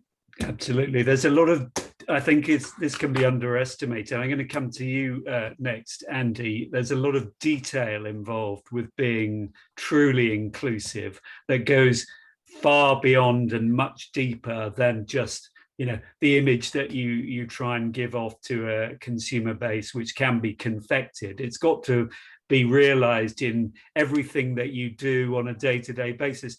Andy, I wanted to bring up with you a point that Jody raised there about taking this conversation beyond recruitment and attraction through to the experience that people from diverse backgrounds will have once they are in the automotive sector.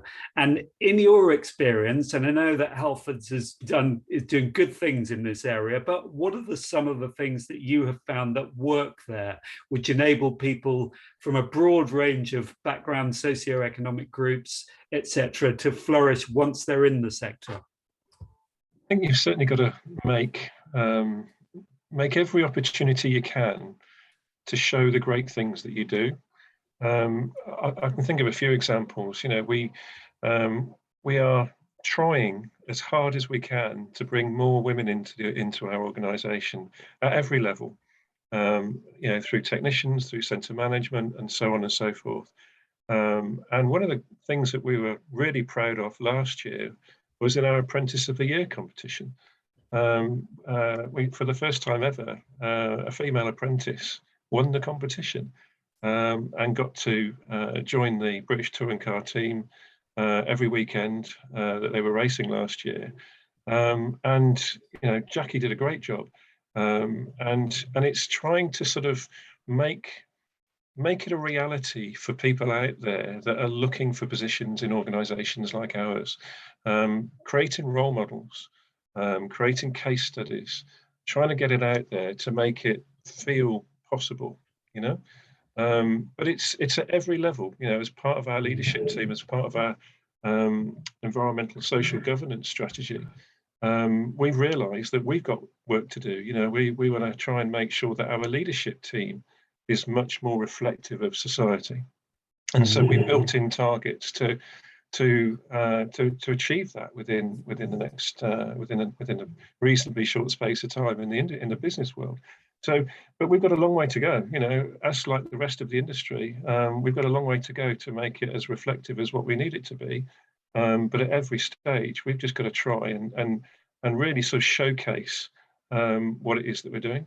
And certainly partnering with the IMI, working on the Diversity and Inclusion Task Force is fantastic. You know, to be able to, we were on the call yesterday, weren't we, Jody? And you know, it's being able to share experience and best practice with other leaders, with other people in organisations, has helped me and certainly helped our organisation take strides forward. Because you, as Steve said earlier, you don't know what you don't know, and learning from others is a phenomenal way of getting further forward. Yeah, brilliant. Thank you. Can I come, Jim? Can I come to you?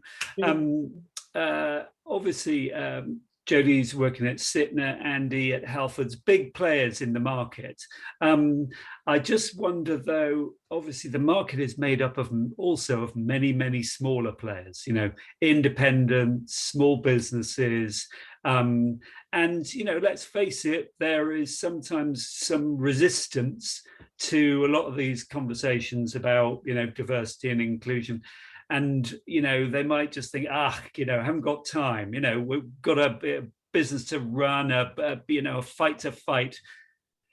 What, in your view, is the case that still needs to be made to that broad range of smaller independent businesses that there are in the sector, that they should realize that actually, come on, this is serious stuff? I think the industry as a whole, when we first started the task force, you know, it started as a result. I wrote an article saying that there's a moral imperative for the industry, but also an economic imperative, exactly what Jodie has said.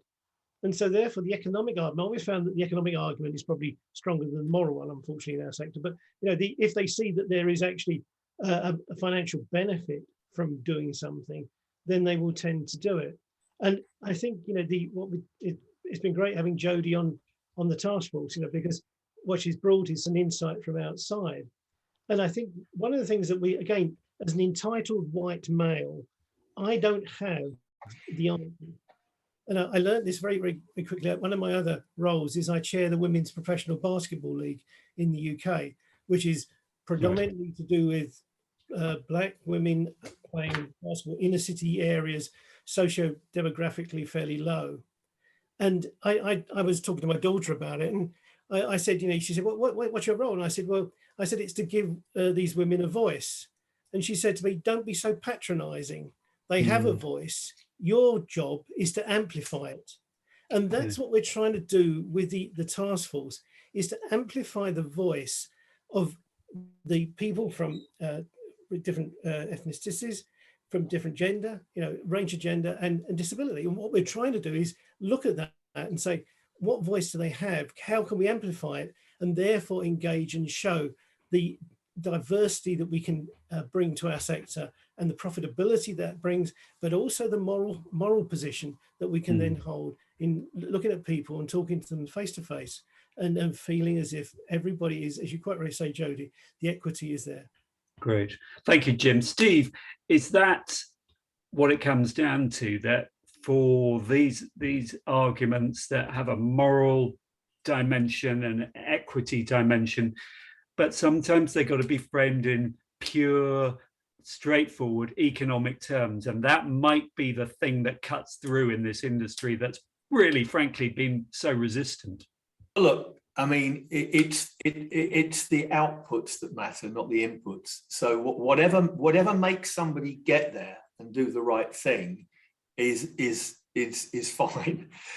We do know it's quite a coin-operated sector, and so for me, if even the biggest skeptic who really doesn't buy into it for all of the moral reasons can see the commercial imperative, because it really is, it absolutely 100% is. I said it earlier on, I mean, and I said it last night when we were talking, the existing demographic that dominates our industry is about 25-30% of the population.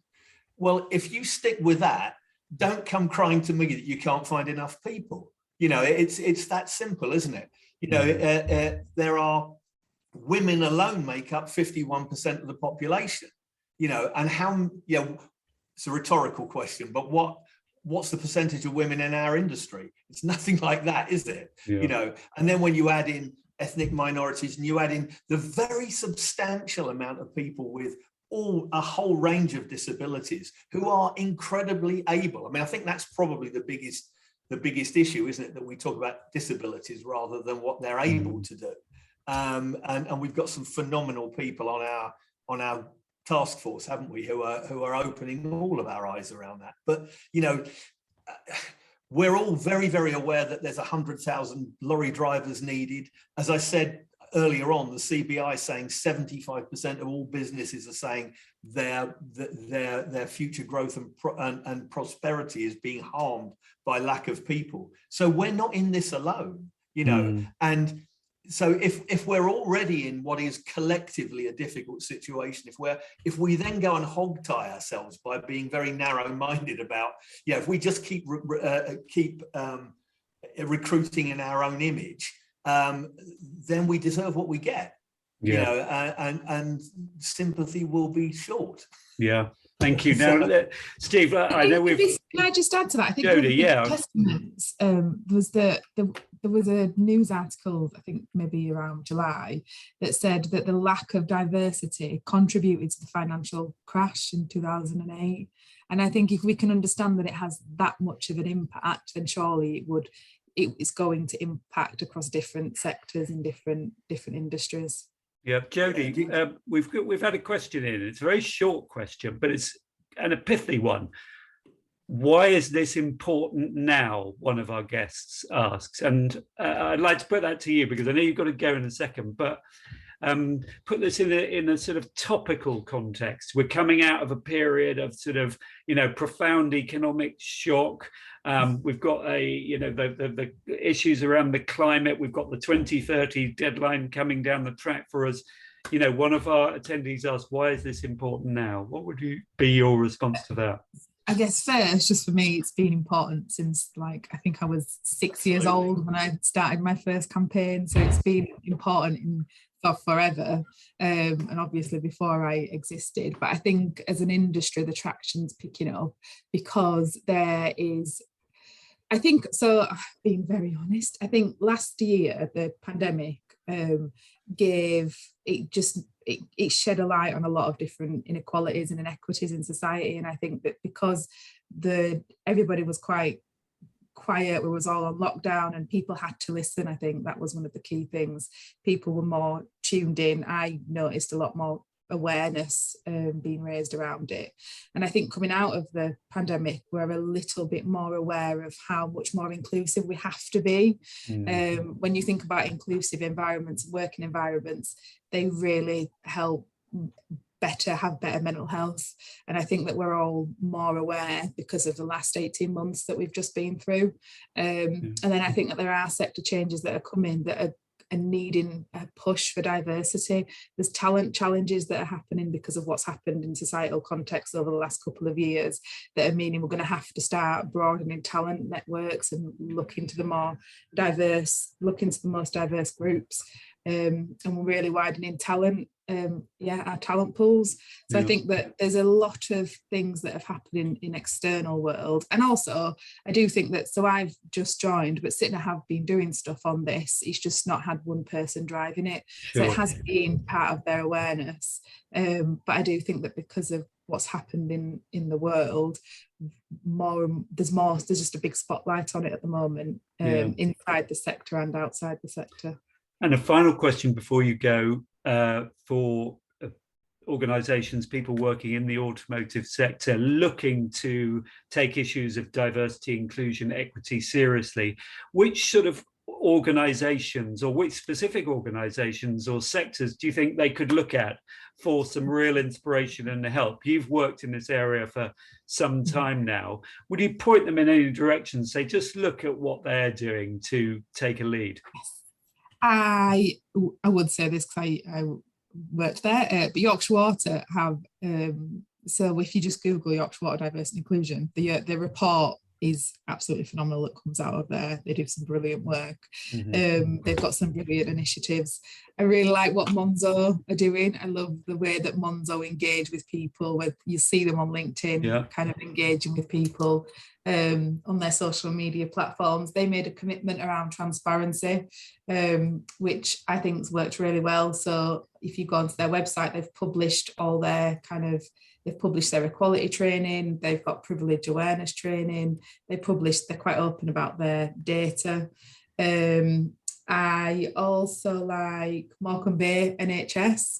So I think they came first actually in the inclusive top 50. It might have been top 10, but they're doing some really, really brilliant stuff. They did anti-racism training. They're quite vocal. They're a brilliant bunch. And there's an organisation called Kantar. They're quite small, but they've done some amazing stuff as well. Fantastic. And in like 3 years' time, I'll be like, well, maybe a year's time, I'll be saying Sitna. Yeah, exactly. Well, look, I don't know whether you need to go straight away, Jodie, but if you don't, then please stay with us. If you do, thanks so much for all your time. We've really loved having you. And I want to just take the conversation on, but before I do, just to say, if you would like to put any questions, please do, and we'll take them if we can in the next few minutes. I've also been asked to prompt attendees about just to check out the downloads and resources and the research reports that we've that are available on the site today. So please do take a look at those. I wanted to move us on to, we've talked, I think, really helpfully about diversity and inclusion and issues of equity.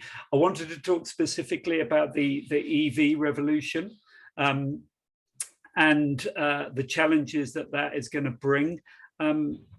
If I were in the position of an independent and I knew that was coming down the track, I looked at issues around, congestion charges in cities and, cities trying to push out cars and light vehicles.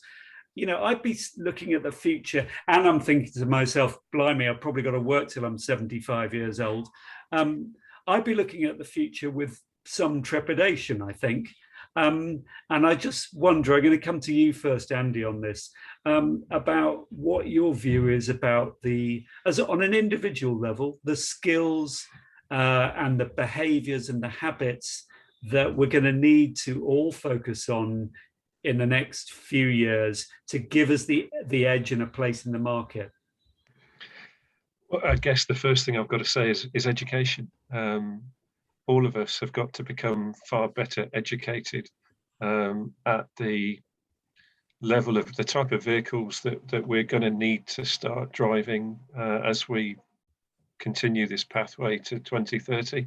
I think it's widely accepted that if you talk to a member of the public about EVs, there's lots of questions that come back. There's more questions than there are answers.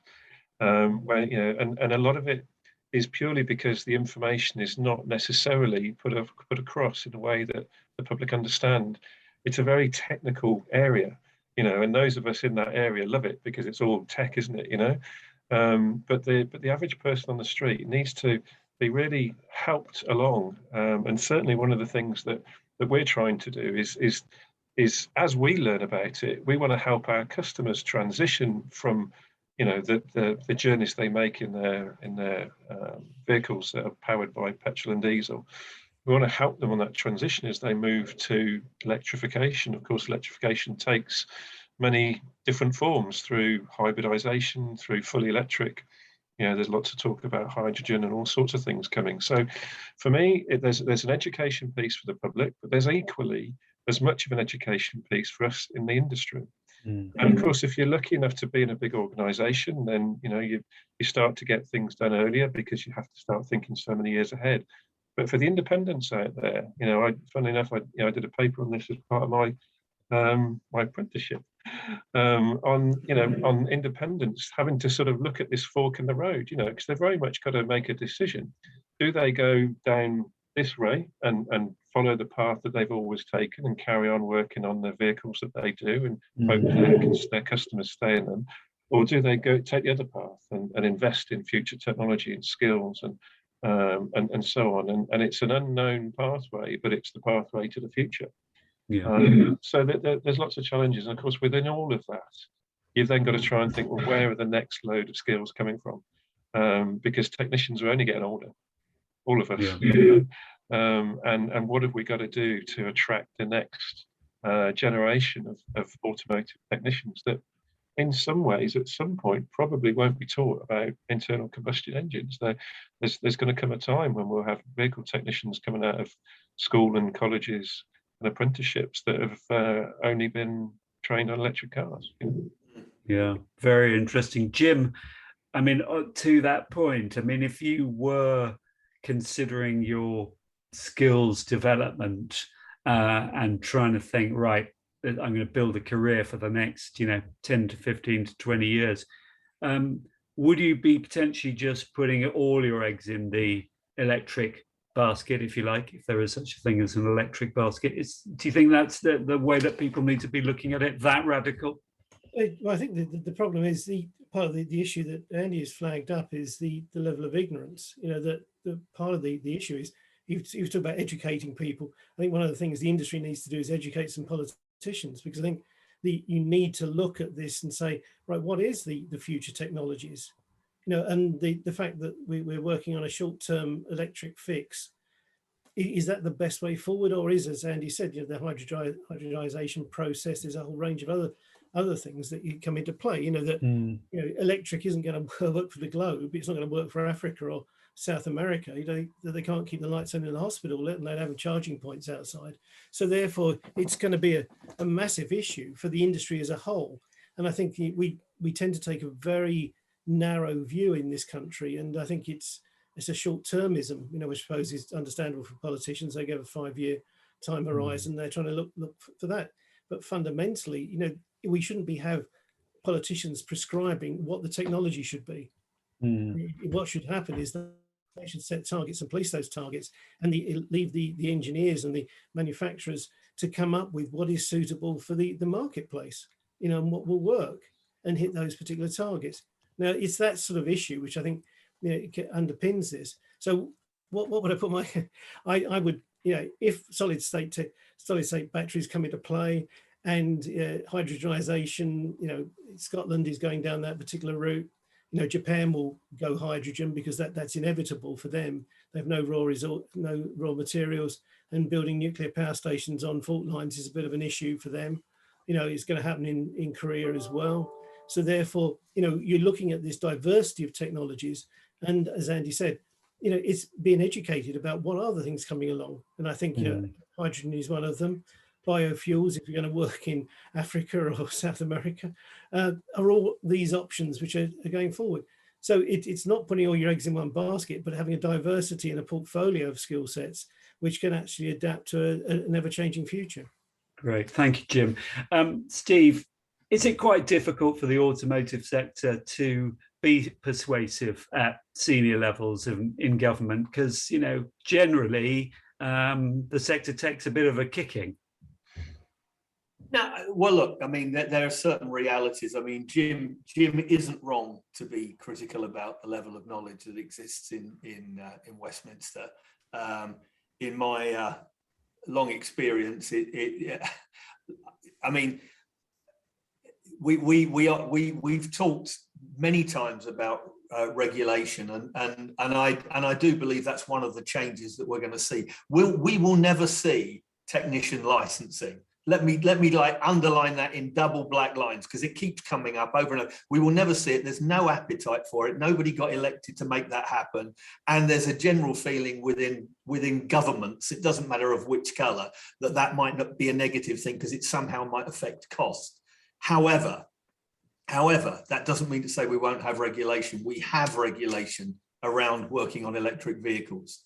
You know, the Electricity at Work Act exists. That's what the Techsafe EV solutions were there to address. One area, even though government are dead against regulation, we know they are looking at regulation. Andy and I had some insight into that a while ago, didn't we, Andy, when we were looking at some projects that were going on around autonomous vehicles south of the river in London, in Greenwich. They are definitely looking at what sort of regulation needs to exist around autonomous vehicles. The idea that somebody who's worked on an autonomous vehicle might not be qualified and might not actually know what they're doing, and then somebody gets in it, and, you know, I mean, the implications are horrendous. So we're bound to see some regulation around that. The highly connected car, I strongly expect that existing data protection laws probably cover that, just as the Electricity at Work Act covered the EV piece. So people are going to have to get their heads around the fact that the days of, you know, people just setting themselves up to service and repair cars without any recognizable qualifications at all are numbered, because there's going to be a number of, you know, certifiable skills you're going to need. But look, you know, government, I mean, nobody in government even knows that technicians aren't licensed today when you raise it with them. And you think, well, and I have raised it with them several times. And when I find myself explaining to them what regulation they've never passed, you know, that's the kind of challenge you have. And Jim's right. I mean, you know, look, we saw the issues with diesel, didn't we? You know, I mean, we all went down the diesel route because, you know, Tony Blair's government told us that was the right thing to do. And now they've beaten us up for doing it, you know. But look, whether we like it or not, the plain reality is, if you look at the product plans, I mean, and I agree with Jim 100% around, you know, the worldwide solutions, because it's going to be eons before, you know, Africa and parts of South America and other parts of the world catch up with, you know, they're not going to have plug-in points on trees and things. I mean, it's just not going to happen. So there will have to be wider solutions. But the market we operate in here, and most of the markets, the developed markets, are going to be substantially electric, because it's already baked into the product plans of the manufacturers. We know that, and we know that the products we're going to see over the next 3, 4, 5 years, they're coming at us at an incredible rate, and they will be better. They'll have better range. We'll probably see solid state batteries and other technologies. Look, I mean, these things, mobile phones, we'll remember when they were the size of a house brick and lasted 5 minutes if you had a phone call. And we take them for granted what they are now. They don't even need to be that big. They're only that big because of the screen size. So we know where this is going. And so if you're in denial about that, then you'll get caught out. You do need, as Jim says, you need to look at all of these things and be keeping up with it. There's 35, I said earlier on, didn't I? There's 35 million cars on the road. They aren't going to disappear overnight. There's going to be, they're not going to disappear in 20, 30 or 35, or, they're going to be around for a very long time. But, but you don't want to be the steam train engineer in the age of diesel, do you? No, it comes back to that. But it is an interesting aspect, isn't it, Steve, that when you start moving to like commercial, mid-range commercial, then heavy goods vehicles, then the technology will undoubtedly be different. It will, Jim. I mean, we know, because we had a presentation from one of the organisations that has actually developed internal combustion engines that run on hydrogen. And I mean, and in my own background, where I came from a manufacturer, we had internal combustion engines running on hydrogen 20 years ago. So there are, of course, you're totally right, Jim. I mean, and bearing in mind we cover the whole sector, we need to take all of those things into account. So when Matthew asked, what skill set are you going for? Well, it's actually that breadth is there, because if you're working in the HGV sector, going purely on battery, you're going, well, I'm sorry, that doesn't work. So therefore, it's a really interesting dynamic. And then you get the challenge that if you've got an infrastructure for hydrogen for HGV or mid-range LC, like commercial vehicles, then why would you not have it for more available for larger cars? And then you start the whole, there's an interesting dynamic on how that balance works, because most of the big manufacturers are embedding hydrogen in, Stellantis are, and the other manufacturer are embedding it within their investment programs. So you're going, interesting, that balance is, it's electric definitely over the next few years. Longer term, let's see, the things are up for grabs. Yeah. But the one thing look, Steve, sorry to interrupt. I'm being given signals that we're going to have to wrap it up. Interesting and great as this conversation is, and I'm sorry. Can I just say, final word. As a last point, I think where passenger vehicles are concerned, we may well see hydrogen, but it will be to drive an electric drivetrain. And it might be different than heavy vehicles, but sorry, I just thought I'd add that piece in. No, it's it's a good point. Look, I'm sorry I dropped off for a minute. So putting all our eggs in the digital basket doesn't always work, does it? I thought we were boring you, Matthew. But look, thank you to the three of you. Thank you also to Jodie, who joined us earlier on, and we love hearing from her. And I think we're going to wrap up. I hope everyone's enjoyed today's IMI virtual conference. I hope you've got a real sense of where this industry is going and how to keep yourself relevant in it. I think that phrase about staying relevant is just, it.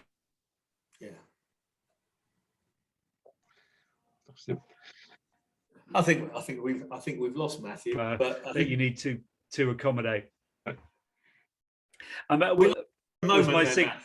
Was my signal going again? Sorry. So look, I'll just say thank you to everyone for joining us today. Big thank you to Georgia behind the scenes for orchestrating today. Great job, Georgia. Keep up the conversation with us at the IMI. Use the social channels. Respond to Steve's weekly emails, get in touch with us on the phone. We want to hear from you about the challenges you're facing, and we want to help you solve them. So have a great rest of the day, and good luck as we come out of this strange period. And thank you again for all your time, panel, and indeed audience. Take care, everyone. Good luck. Thanks everybody. Good to see you all. Bye. you.